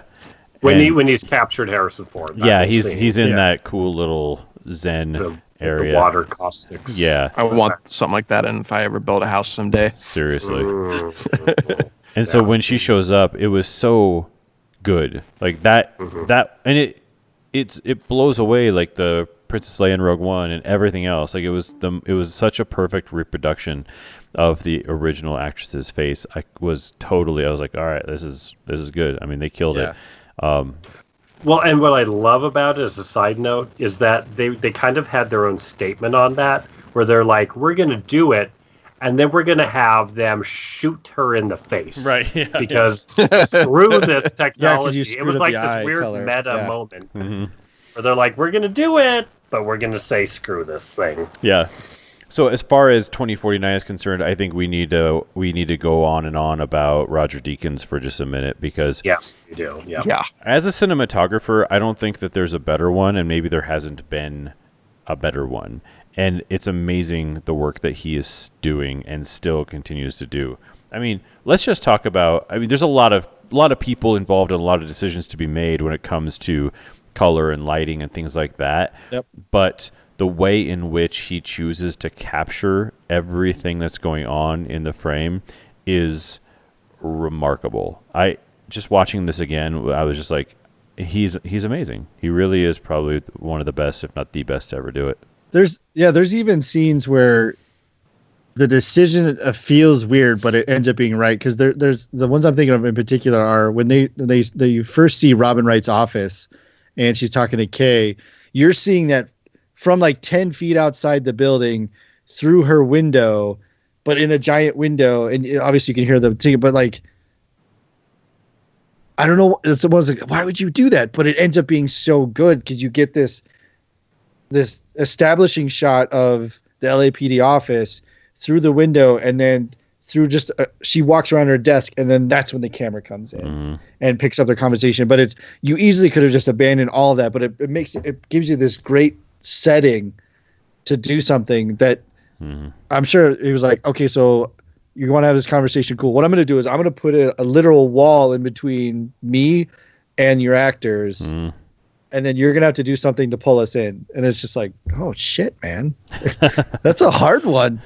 But you can do it. Yeah. And there's a lot of like, even I love the, like you said, they took the technology and tuned it. So they took the spinners and made the cars a little bit better, but then they added this aerial drone with the spinner now. And then that even at some point gets kind of its own POV a few times, which is just like, oh man, that's so, because then you're not, I'm just following Ryan Gosling through this movie. I'm truly like an omniscient viewer of this whole thing, and not just like I'm following one guy as a shadow. I'm getting everybody's viewpoint from this stuff, and that's just really good. Yeah, it doesn't fly everywhere, but that's real good. I just watched me put my arms up on YouTube. That looks weird. Sorry. But like, this is one of those movies that takes. It has the luxury of existing. Well, when was this made? 3 years ago at this point. I can't remember when it was made. There you are. 17. But like right where it was just starting to get where people were going, okay, miniatures, back to a little bit of miniatures, and then also CGI, and how do we marry it correctly? Right. And like, this is a movie that really nails it, and also knows there's nothing audacious about the effects. It's just like, now we're going here, now we're going there, and it's so elemental. Everything about it, and I think from the effects and what they're showing of what the Earth is now to what Roger Deakins is bringing to the scenes, again with that water rippling and Wallace, and everything's very elemental. It's all stripped down. There's nothing like, there's not armies, there's not unicorns, shooting lasers at each other. It's Unfortunately. Yeah, right. That's the only thing it's missing. 2 out of 10. But yeah, it's just that perfect mesh of like, let's get back to the old, but let's also bring in the new, and let's have it marry perfectly. And it's a really gorgeous movie. Yeah. I I described, because I've worked with people that didn't see the movie, but I try to explain it to people in a way they understand. And I have to imagine this conversation went on at some point, but I said that movie, the way it looks, I said, you guys know when you put your first cuts together and you just hold on every gorgeous shot longer than you probably need to just because they look so gorgeous. And then a director, producer comes in, I'm more like producer because directors doesn't want to cut that stuff. Say, tail trim that shot. We don't need 2 seconds of that. Well, this movie and all the gorgeous cinematography, especially when he's walking into Vegas, that whole scene is the editor got to stay on all those shots he wanted to because all those shots are so long, but you don't care because they're so gorgeous with the movement and everything. And especially, I hadn't heard that Ridley was mad about the runtime. There had to have been an argument going on when Denis, the director, was like, I am not going to cut Roger's shot short. Right. Sorry, not doing it. Yeah. Well, they had a history at this point too, because Denis directed Prisoners and Sicario, and what's our man Deakins? Roger Deakins. Yeah, I was a cinematographer on both of those. So they have a language already that they're speaking, and it shows. Yeah. Well, and apparently Denis or Deakins was one of the first people that was brought on. Like, I think at least over a year to 2 years before they ever shot. I heard that designed everything. And I feel like that's the smartest thing you could do when you have a guy of that caliber, just like involved in all the storyboarding and everything. And I just think that was such a genius move. And that's why it just looks so good. And it all fits the story. But I think my favorite scene visually is when they're fighting in like that theater that had like the hologram Elvis. Oh, yeah. That was so incredibly brilliant. And I thought all that was CG. No, I watched special features. Roger Deakins designed that with a company in Budapest. So that was all programmed. So that was all happening Elvis was there when they were shooting. Wow. Yeah. I was like, oh my God. Like they shot all those people on green screen before and built it all. So it was all running off of like a lighting rig when they were shooting in there. Like that awesome. Is probably the coolest scene and setting for like a little shootout / fight I think I've ever seen. It's really good because it's like it's almost like the futuristic House of Mirrors, like they used to, like they did with James Bond and Man with the Golden Gun. And it's just like one of those classic things is like somebody always walks into like the House of Mirrors or even, like the Bruce Lee movies, all that stuff. The bad guy always has a House of Mirrors that he's the only one who knows the path. So that was the equivalent, but with like a Vegas light show. And it was like, it was so good. And the fact that it was broken down was extra good. So you've got the amazing sound editing of like, I know this song, and then it would like crackle in, or the song would play. There'd be nothing on the stage, and like it's so this disorienting amazingness. Yeah, that was. Well, and again, just another level of artificial thrown on top of this world with replicants, and it's just like what's real, what's fake, doesn't matter. Yeah, whatever. It's just selling tickets. Elvis has been dead at this point for 100 years, 80 years or whatever. Still selling tickets. The use of the way that the use of color in the world, like you had said before, with the elemental aspect of things. So the way that it was designed and shot to be everything in the Jared Leto world was soft and water, and it was all white and orange, and so it was just everything had this great orangey sort of earthy feel. That scene where she's shooting the rockets, she's doing sort of like that land strike while she's getting her nails done. It's just so calm and peaceful. And then you had sort of like that teal and like gray world that LA existed in. But what I thought was interesting is then he took that sort of that teal peaceful element and then flipped it into put that in Vegas, where Harrison Ford is living this peaceful life over here with no one bothering him. And so even though it's dystopian, it's still quiet and still just sort of like his little world. And so I love that use. So a lot of DPs and designers do it that way, where you have your color scheme for each individual set piece, or at least how you're going to theme your film. But this one was so deliberate and specific. You felt something when you went to each one of those worlds, the when you went to the orphanage and things like that, with that just sort of like everything was rusty and black and stuff. Yep. So you felt it everywhere you went. And I've watched all the special features on the DVD before, but it's been a couple years. But I want to find out how Deakins actually shot it, because with 1917, what's really interesting about that, even though they did for that one long shot sort of thing, he shot that movie on one lens. I mean, they shot it with the I think the Lexa Mini LF, so the large format version, and the 40 millimeter lens. That's it. I think there may be even one or two shots that they did differently, but he does so much practical lighting and just making it all make sense. I mean, like the flaming, burning building in 1917 was a giant building that had giant floodlights on it, that were, color temperature looked like fire to the camera. And so I'm really curious, because I was watching 2045 that way this time too, going, there's no lens changes. There's not like a very obvious switch in how the movie looks. It looks consistently the same. And everything is so beautifully structured, where it feels so fluid. Even like the police station, everything, it goes back to that crisp white sort of like look in her office, where he's getting his memory, or getting his calibration or whatever. Baseline. Yeah. It's just so amazingly done.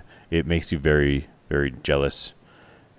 And I want him. Well, and I think the thing is, you see. So I remember when I was in grad school, and it's like I had some class. It was like master class, where it's like a couple of the teachers is a director and like a set designer, and the set designer worked on Broadway forever and ever and ever.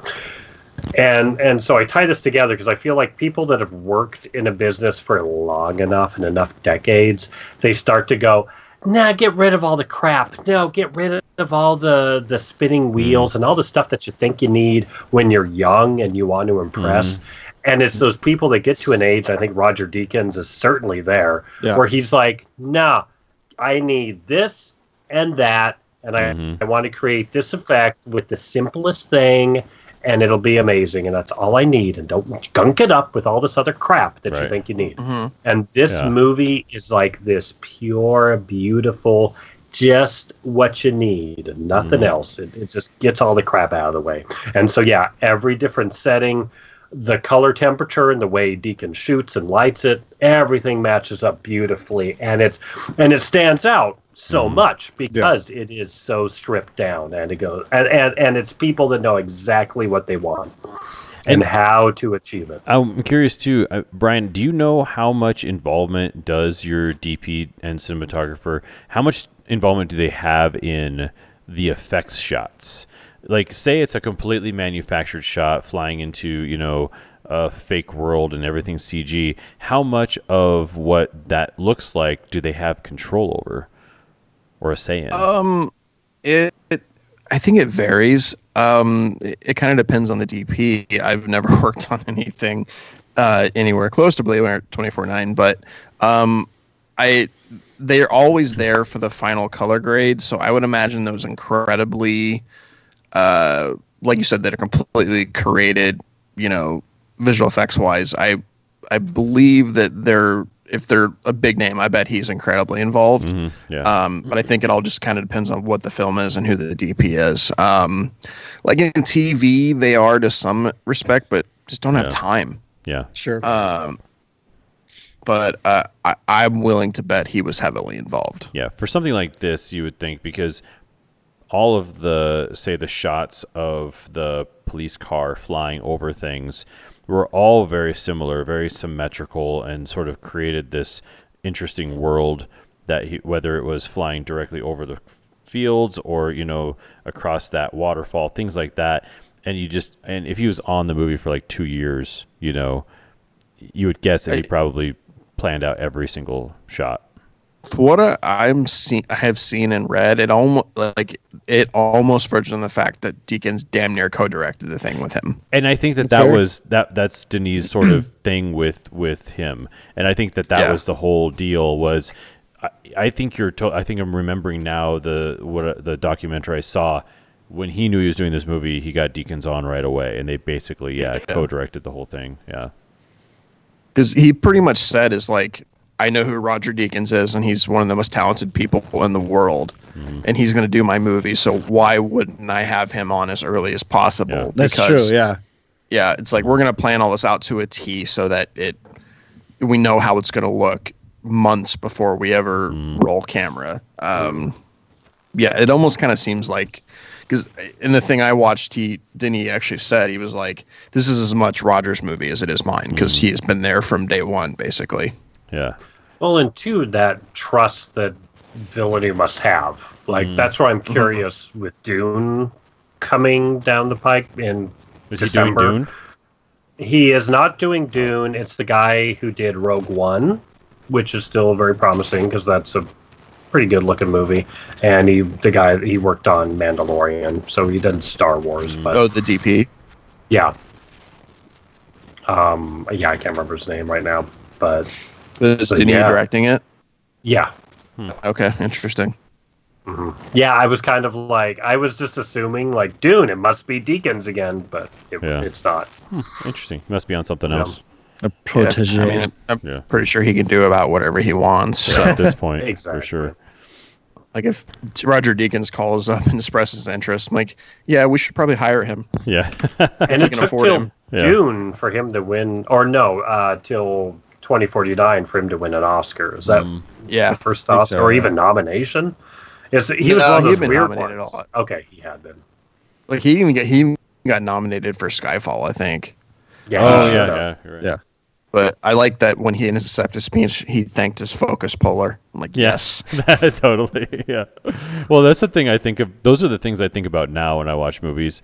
Like the slow push and watching the background sort of start to fade away, but the subject stays in focus. And I'm like, that's like the most important job in Hollywood, is to be a focus puller, because you're the guy who's just if it's blurry, it's all no good. Yeah. Well, because that's like the one thing, pretty much, I think one of the only things at this point you can't fix with visual effects. Mm-hmm.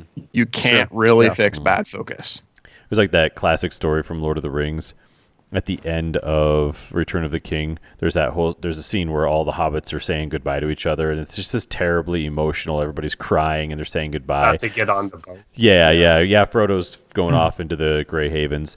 Not that I know what that is, but I do. So, anyways, but they're sitting there, crying and doing their thing, and so they shot that scene 3 times. And the first time they shot it, they went back to watch the rushes and everything was out of focus. So they had to go back. They shot it again, went and watched the dailies again, and they shot it in between morning and after lunch. And after lunch, Sean Astin forgot to put on his vest. That was a part of the character's wardrobe. Continuity was way off. Yeah. So the continuity it wasn't something they could save at that point. So they just decided to shoot it a third time. That's brutal, man. Oof. Yeah. And then special effects can't save focus or vests, apparently. And Ian McCullen was that one shot he had to do like 50 something takes. Yeah. For him to go, do you think Frodo's alive? And he just goes, and it was like 50 takes for him to go. Can I tell you guys a secret? Yeah. I've never watched Lord of the Rings. Any of them? Oh, that's the future. That's a future episode. I want you to follow up with, I've watched the Hobbit movies, but never Lord of the Rings. Never the Hobbit movies either. I still just wonder how we've gotten this far in our relationship, and these secrets continue to emerge. I've told you that before. Well, I forgot it because it hurt me so badly the first time. Have you seen the old cartoons, the old animated ones? Oh No. How Yeah, are those those? are Scary. interesting.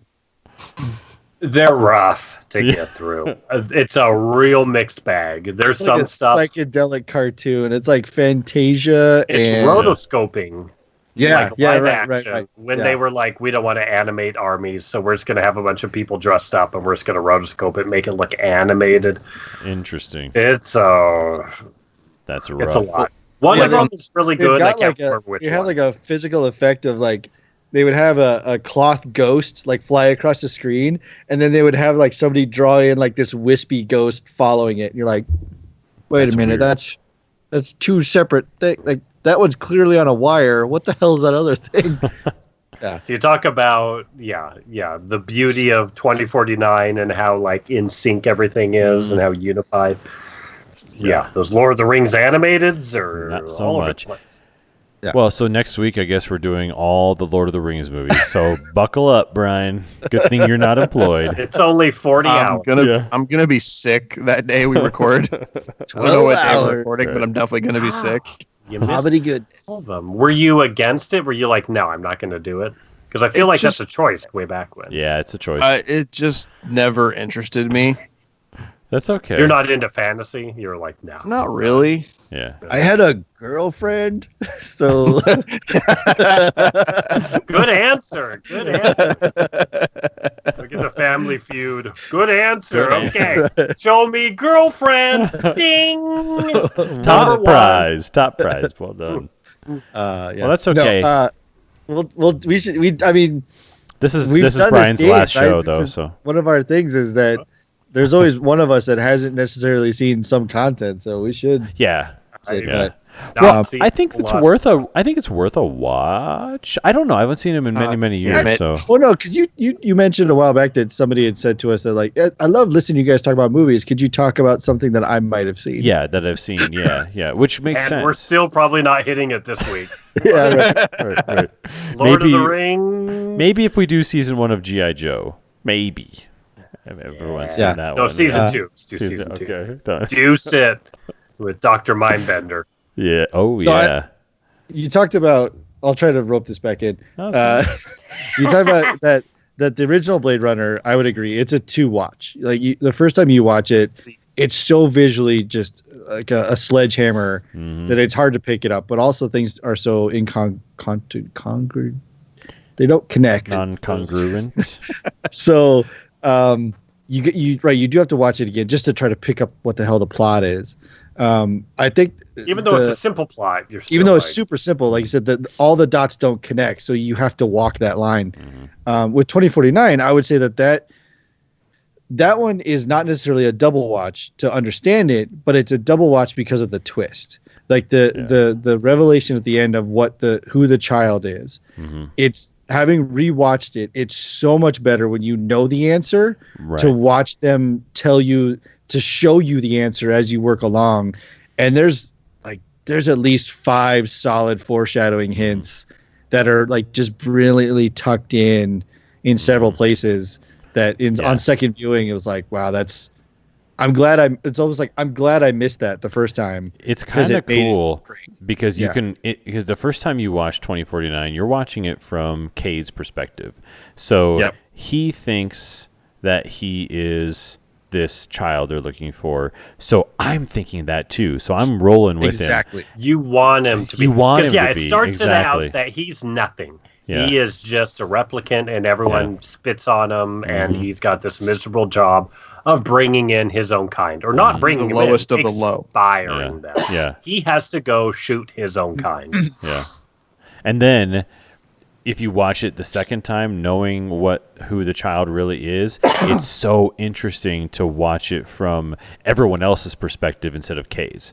Right. And so you see like so I think one of the best scenes of acting that I've ever seen is between the scientist, who we later find out is the child, and Kay talking to each other in her little bubble. Yep. That, like, she is such an unbelievably good actor. And he's amazing, and just their chemistry, whatever's going on with that scene, is absolute magic. Well, And yeah, and then it's just that's amazing. why it's not to step on it, but that's why it's so good the second time around, because the first time around, her emotional portrayal does not feel foreign. Like her sympathetic reaction to his memories is authentic. It's like, yes, that is how somebody who designs emotion would react to this emotion. Right. And then you like my work. Yes, right. It's like, right, that is such a powerful thing, and da da da da. But if you watch it the second time, when you already know, spoiler alert, that she is the child, the look, it's very subtle, but it's recognition, not empathy. And it's like, that is so subtly good. Yeah. Oh my God. Yeah, she crushes her 10 minutes that she's in that movie. But it's that subtle, like, that's recognition that she knows. Because the first time you see it, you look at, she's looking at it, she starts crying, and she looks at him like, oh my God, that's a real memory. Yeah. And she almost has that like sympathetic, like, that is your memory. Oh my God, that must be torture to you. And then you find out that's her. Yeah. That she put into him. Oh my God. It's like, isn't that holy crazy? crap. Yeah. She crushes it. So good. I think a scene that I wrote it down because I thought it was like incredible writing and very great. Wow.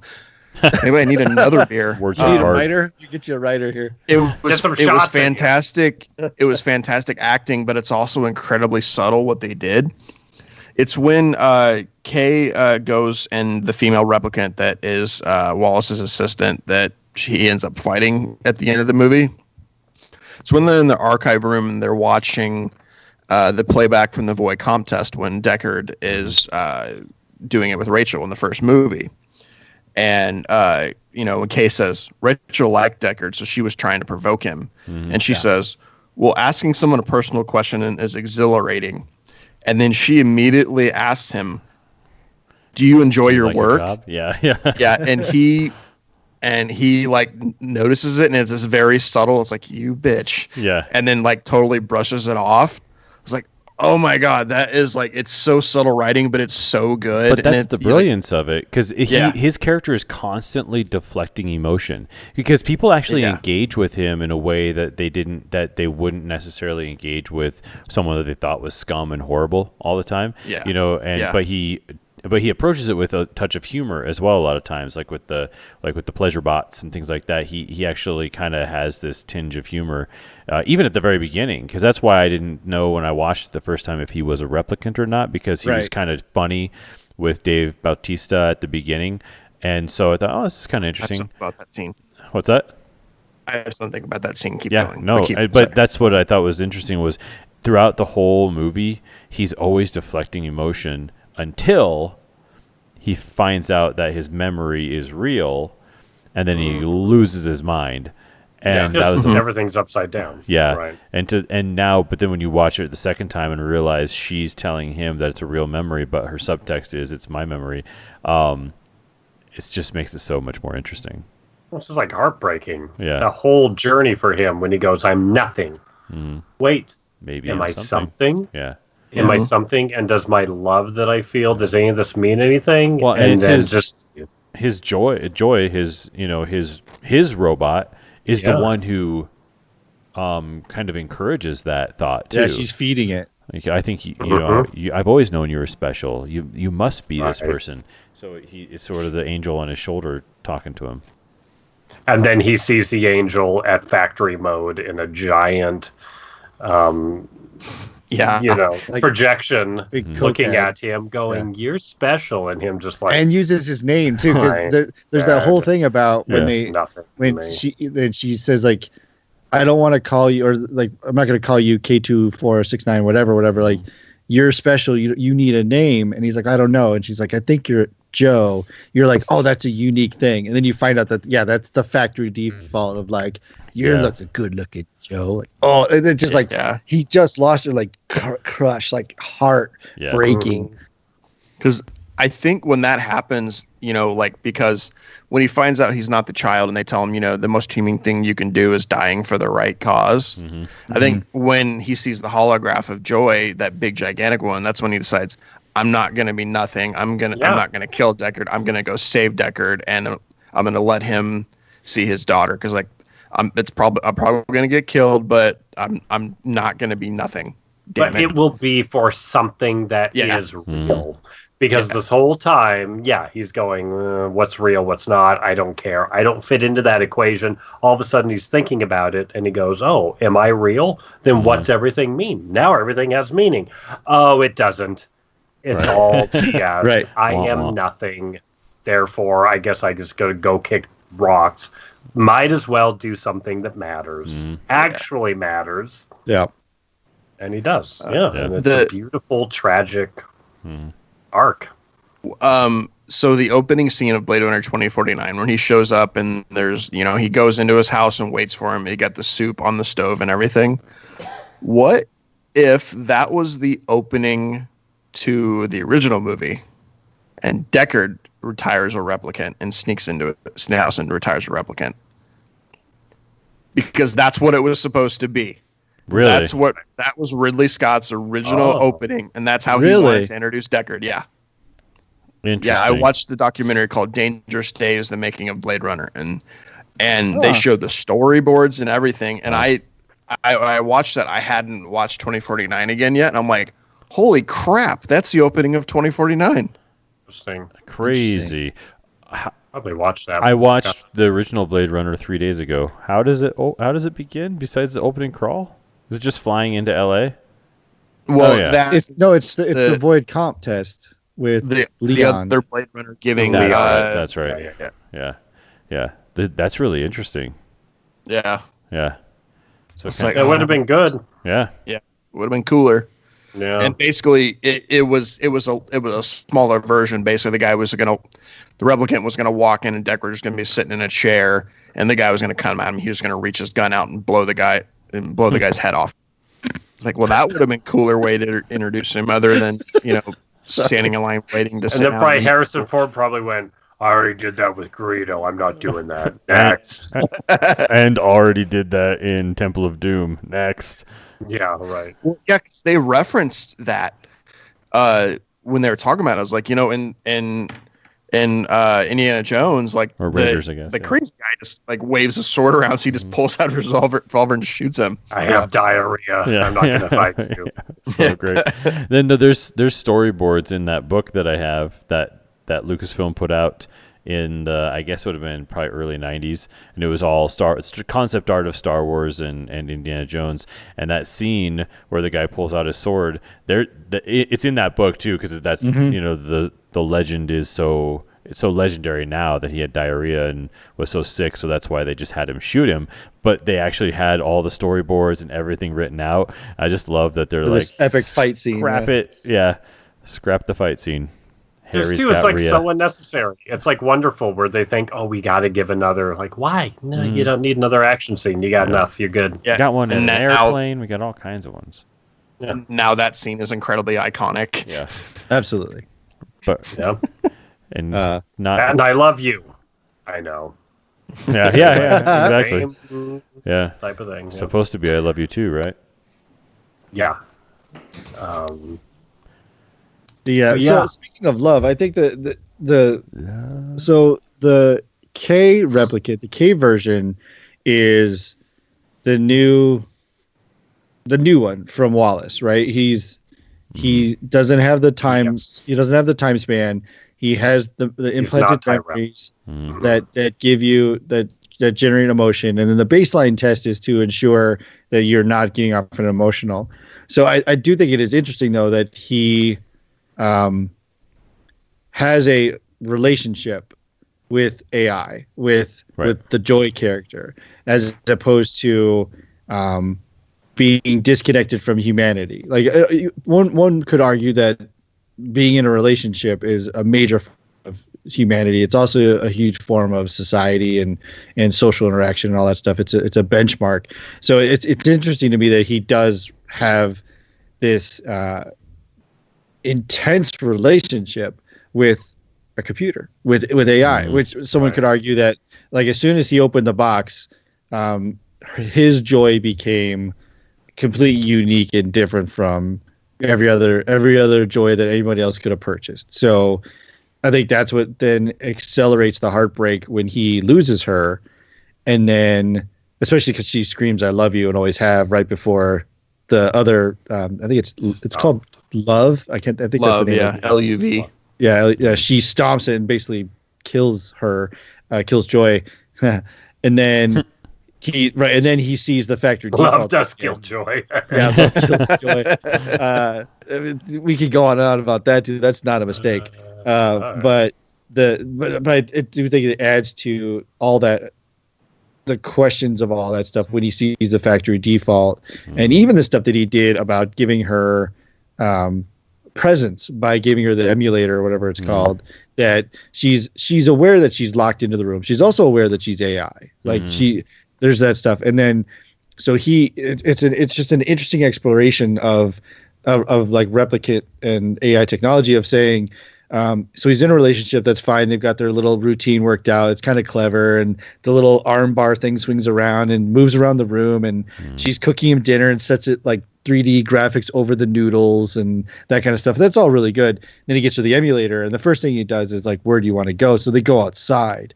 And then I think it's super great that while they're about to have this very intense physical moment, essentially the phone rings and she's frozen. So he gets there. Like, he's getting to that point of like, I don't know where the line is. Like, the line is very, very blurry. And then it becomes very clear. Yeah. Does she pause? Yeah, she pauses like while the phone, the person's so it's talking like there's all that stuff that, like, the moment that blurs the line between reality, humanity, there's this like stark, hard reminder that nope, it's not a thing. Yeah. Or even when he brought in the prostitute to do like the body meshing thing, which was a super cool concept. Yeah. That was a gorgeous scene. Yeah. That is like, yeah. But there's even stuff in that where you can, it was probably accidental, just like serendipity, but like the stuff that a human would do versus the stuff that a computer would be programmed to do. Like the fact that their wardrobe is different, and so they go out of sync when they're disrobing, or when she's moving, Joy does not have to look where she's going, but the girl, the physical girl, kind of, she looks down a couple times like, am I going to trip over this table? Like it's that kind of stuff that, like, it's just really, really interesting. And again, it was probably a little serendipitous, but I don't know. I'm not sure where I was going with that, other than it's such a great, constantly drawing into the line of like, what is a replicant? What is it actually? What is it? Like what is love? Any of it. Right. If someone thinks they're feeling, even a sentient, some created being thinks it's experiencing love. You can tell it it's not love. I've always been just like the Matrix, where they talk about it too, like the girl in the red dress. You know, it's like, did you like her? Like, what are you talking about? It's like the girl, like, everyone fails that test. Or it's like, how do the robots know that chicken tastes like chicken? Is that why everything tastes like chicken? You know, how do you know you're in love with somebody? It's just electrical connections in your brain. I can manufacture electrical connections. So what is it? And it's something's baked into your DNA. What if we bake it into a computer program? How is it any different? It's just so good that they do all that stuff. Then there's sometimes these like hard stops. The phone rings. Like, oh my god! Like, that's so. It's just it's really good. It's just really, really him, good. just to get a mopey. Time for Ryan Gosling mopey face. I love his mopey face. It's great. It is. I always you hear people talk about sentient beings and talking about, you know, we're the only ones that, you know we're gonna die or whatever.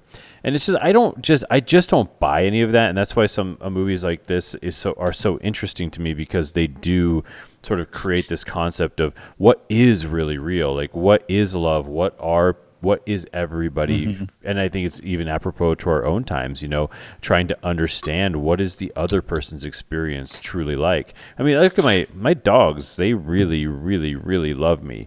I've seen, you know, I've been like in India where there's a butcher shop, and they've got a bunch of goats sitting outside ready to get butchered, or lambs, I guess they were. Definitely different animals. There were 4 minotaurs outside ready to get. Aw. And they were just sad because they knew they were about to die. That's why when cows get taken to like big processing farms, plants, they have to be walked in like a maze, so that's a surprise. So I think animals are truly aware of their own consciousness and truly aware of their own life in all stretches. So that's why these sorts of movies are such a metaphor for that. How do I really know what another person is going through? Because I'm not in their shoes. I only understand my own experience and my own feelings. I mean, there is empathy and sympathy and all of that, but that's how we connect. But it's impossible for me to really know what you're feeling, and whether your feelings are valid or not, is not a determination that I can make. So then you had that in Blade Runner 2049 was these tiers of, here's the humans, and they think that they're the top dog and that they're the best and they're the only ones who have valid emotions because we created these replicants. But then it's kind of blurred because they're kind of like, well, but you're kind of hot. Like, I don't know, maybe you are real. And then, but then there's the electronic version down here, the Joy, the hologram, and her emotions are probably the most pure because she has no regrets in the way that she says or does anything. She truly loves Kay, and she like truly gives everything of her to him, and he's kind of like, but you're not real, so you don't have to. I don't. You know. Have no gray area. Yeah, exactly. So everyone's pushing each other away in this whole thing, and I guess that's probably even one of the bigger themes, because that's where Deckard finds himself completely apart from the entire world, apart from his daughter, apart from everything, and that was sort of, it's interesting that nobody's ever really facing true emotion, true empathy, and that kind of thing. Well, yeah, because he has the line of, if I wanted her to live, it's something like this: if I wanted her to live, I had to leave. Yeah, like I could not allow myself to love my own child if I loved my own child. Yeah, he forcibly knew. If I stayed, It's super.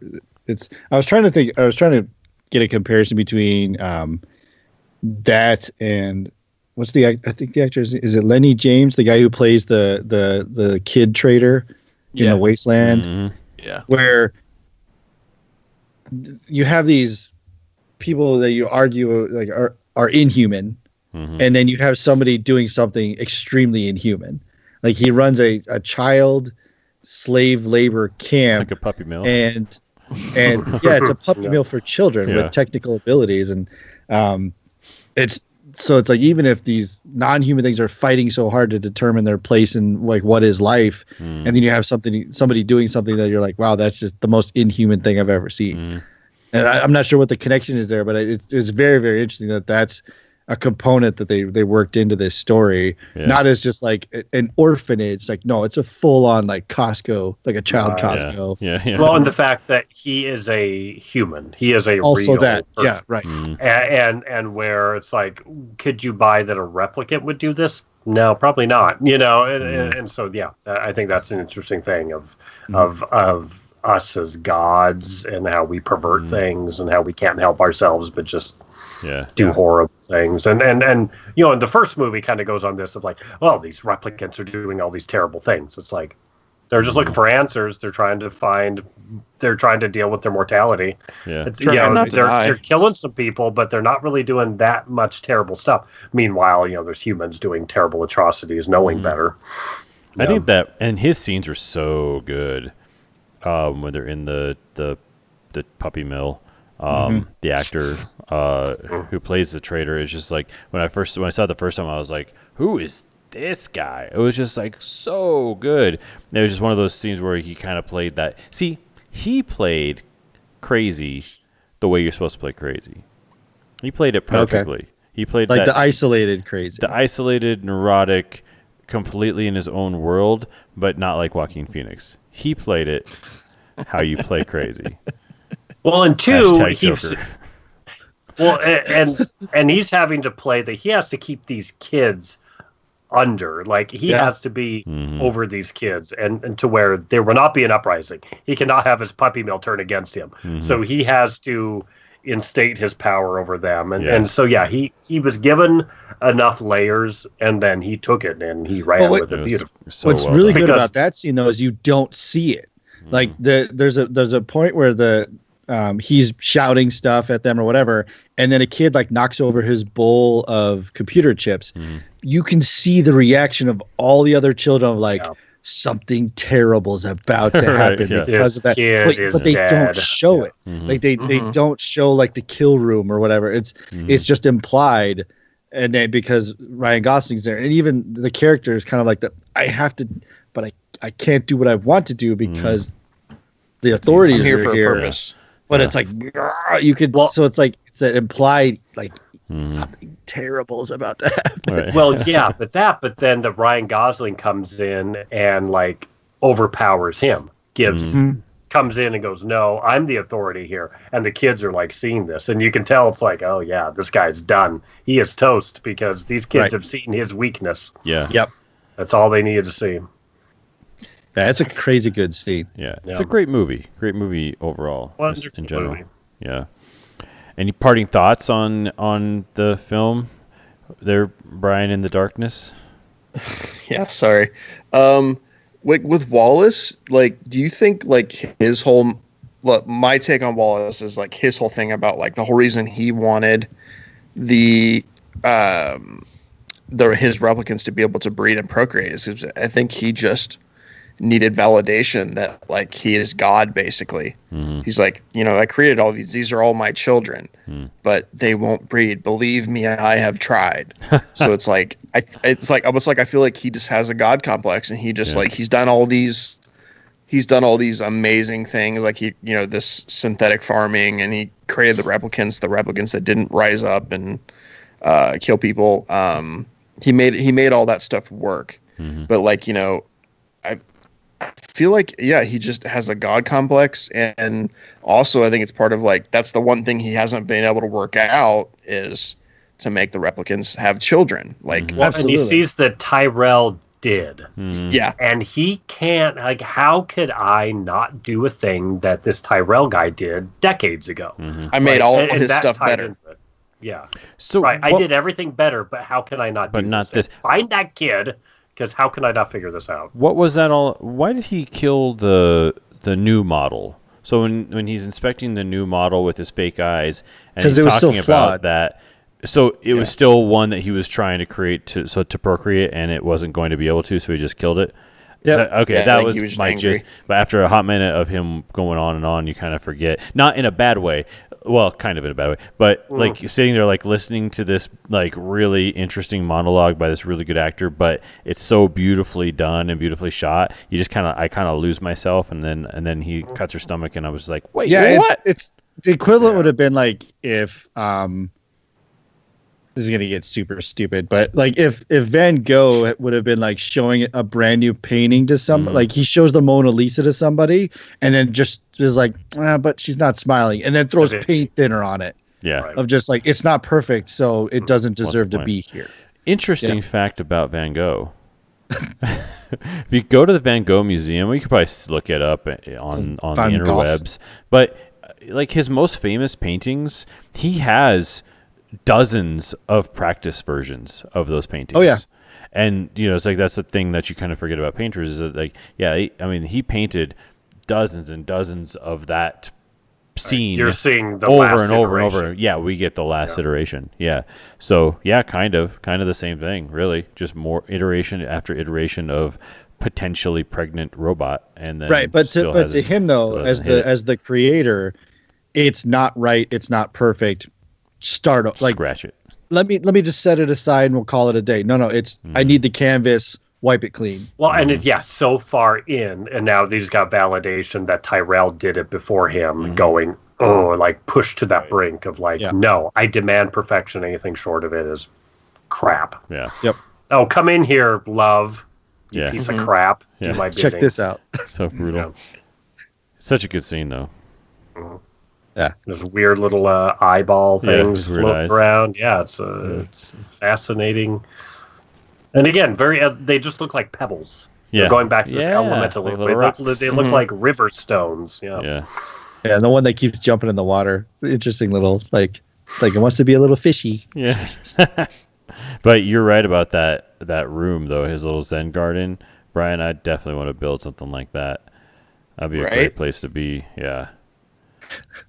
That's where you did meetings, bring clients into that room. Hey, there you go. Not bad. Just watch them or just freak watch out. movies. Something I and just then thought play the about. music. Did you notice all the technology was still very analog and mechanical for the most part? Yeah, I like that. Like even his daughter's like little machine. That was awesome.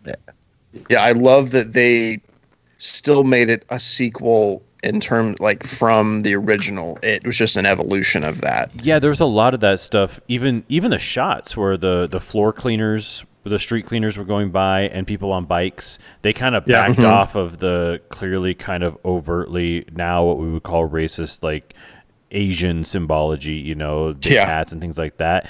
That was just like way over the top for us now, but it was okay in '82.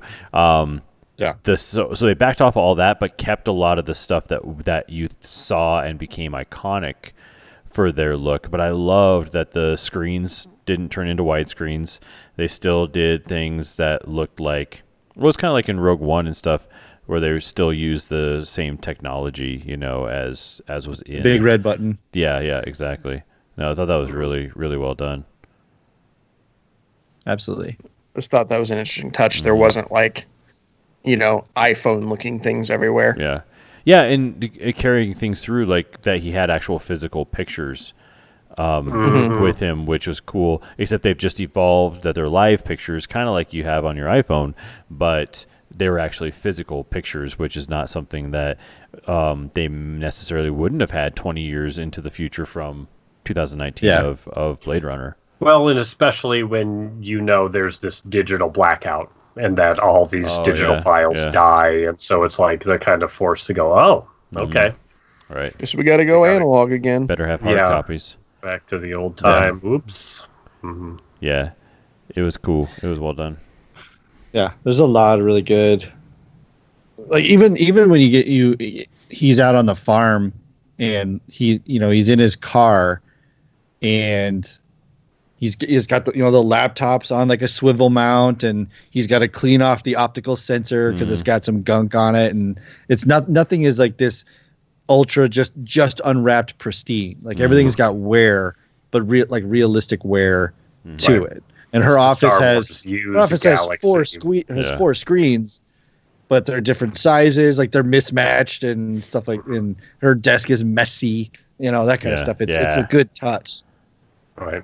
Well, and the spinner too. Him in the car, especially when he goes to that kind of junkyard world, and the rain's coming in, and it's just something about like cockpits in the last few years in movies, Rogue One, and now all these things are starting to really hit where you're like, yeah, I'm feeling like we're in this cockpit and they're in this scenario, and that movie is just gorgeous. And then there's what's her name is Joy is there and kind of glitching out.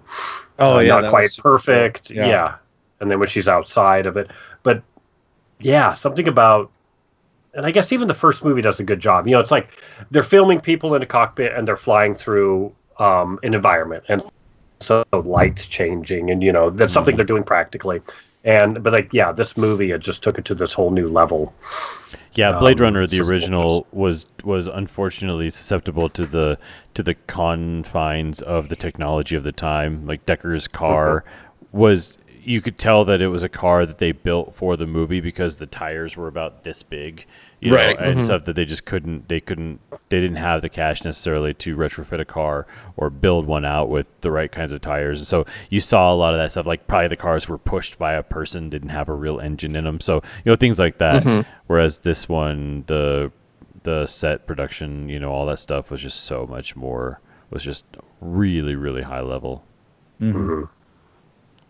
Yeah, it is real good. Watch it. Watch Blade Runner, it. 2049. 5 out of 5.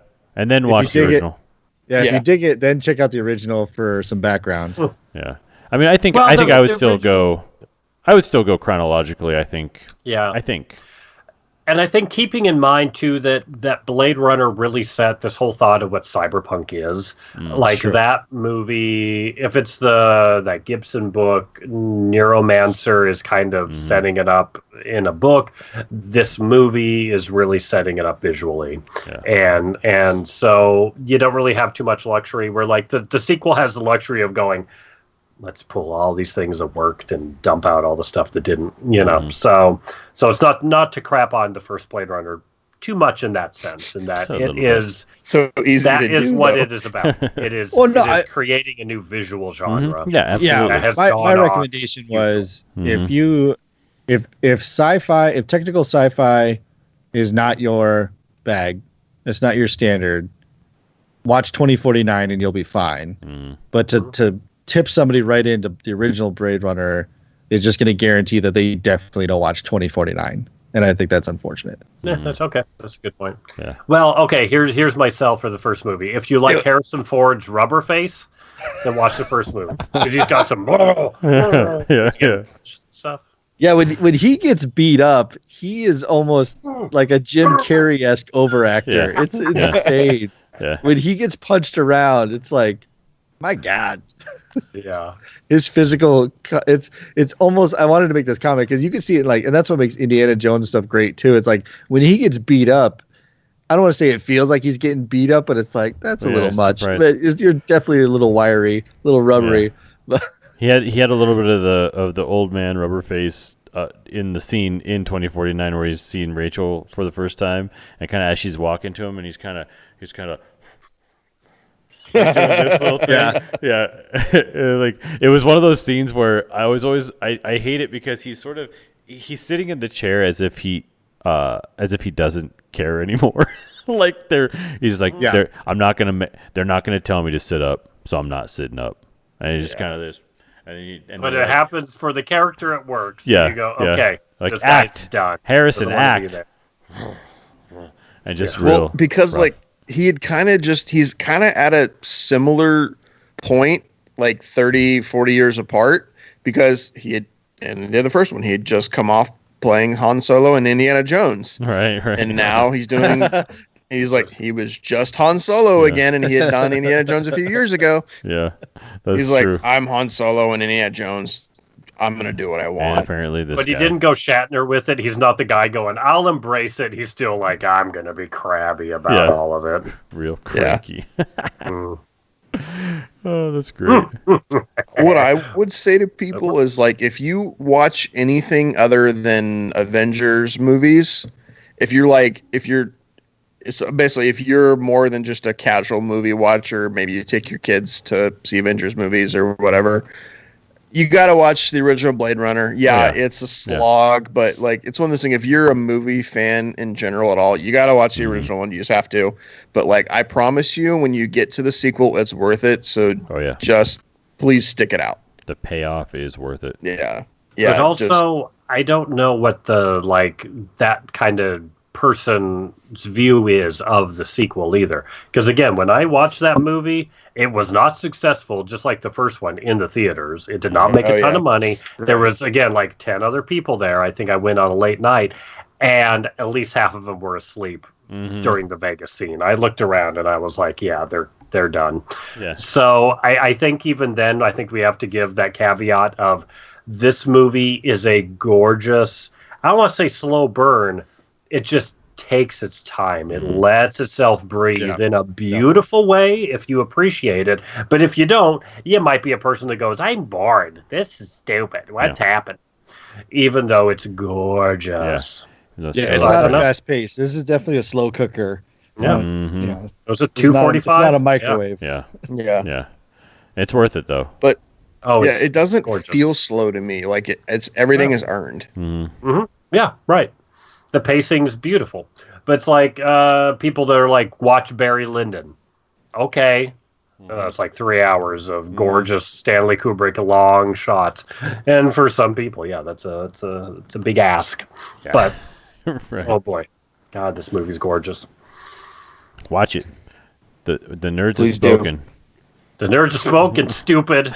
All right, folks, thanks for listening. Appreciate it. Find us on Apple, Spotify, and now on All those other Mob things. Crush. Mob Crush and Twitch. But also, of course, YouTube. Team Momo.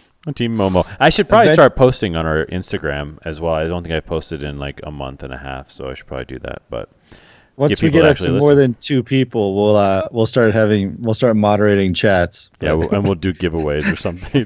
Did anyone stay? Coerce people. Were you guys watching? I think it's just I me saw and Nick. 4 on YouTube. Yeah. I got 2 I'm not on Facebook. any of them, so We'll get there. it's not me. It's not me. All right, folks. Thanks for listening. Get out there and stay nerdy. Bye. Bye, everybody. Bye.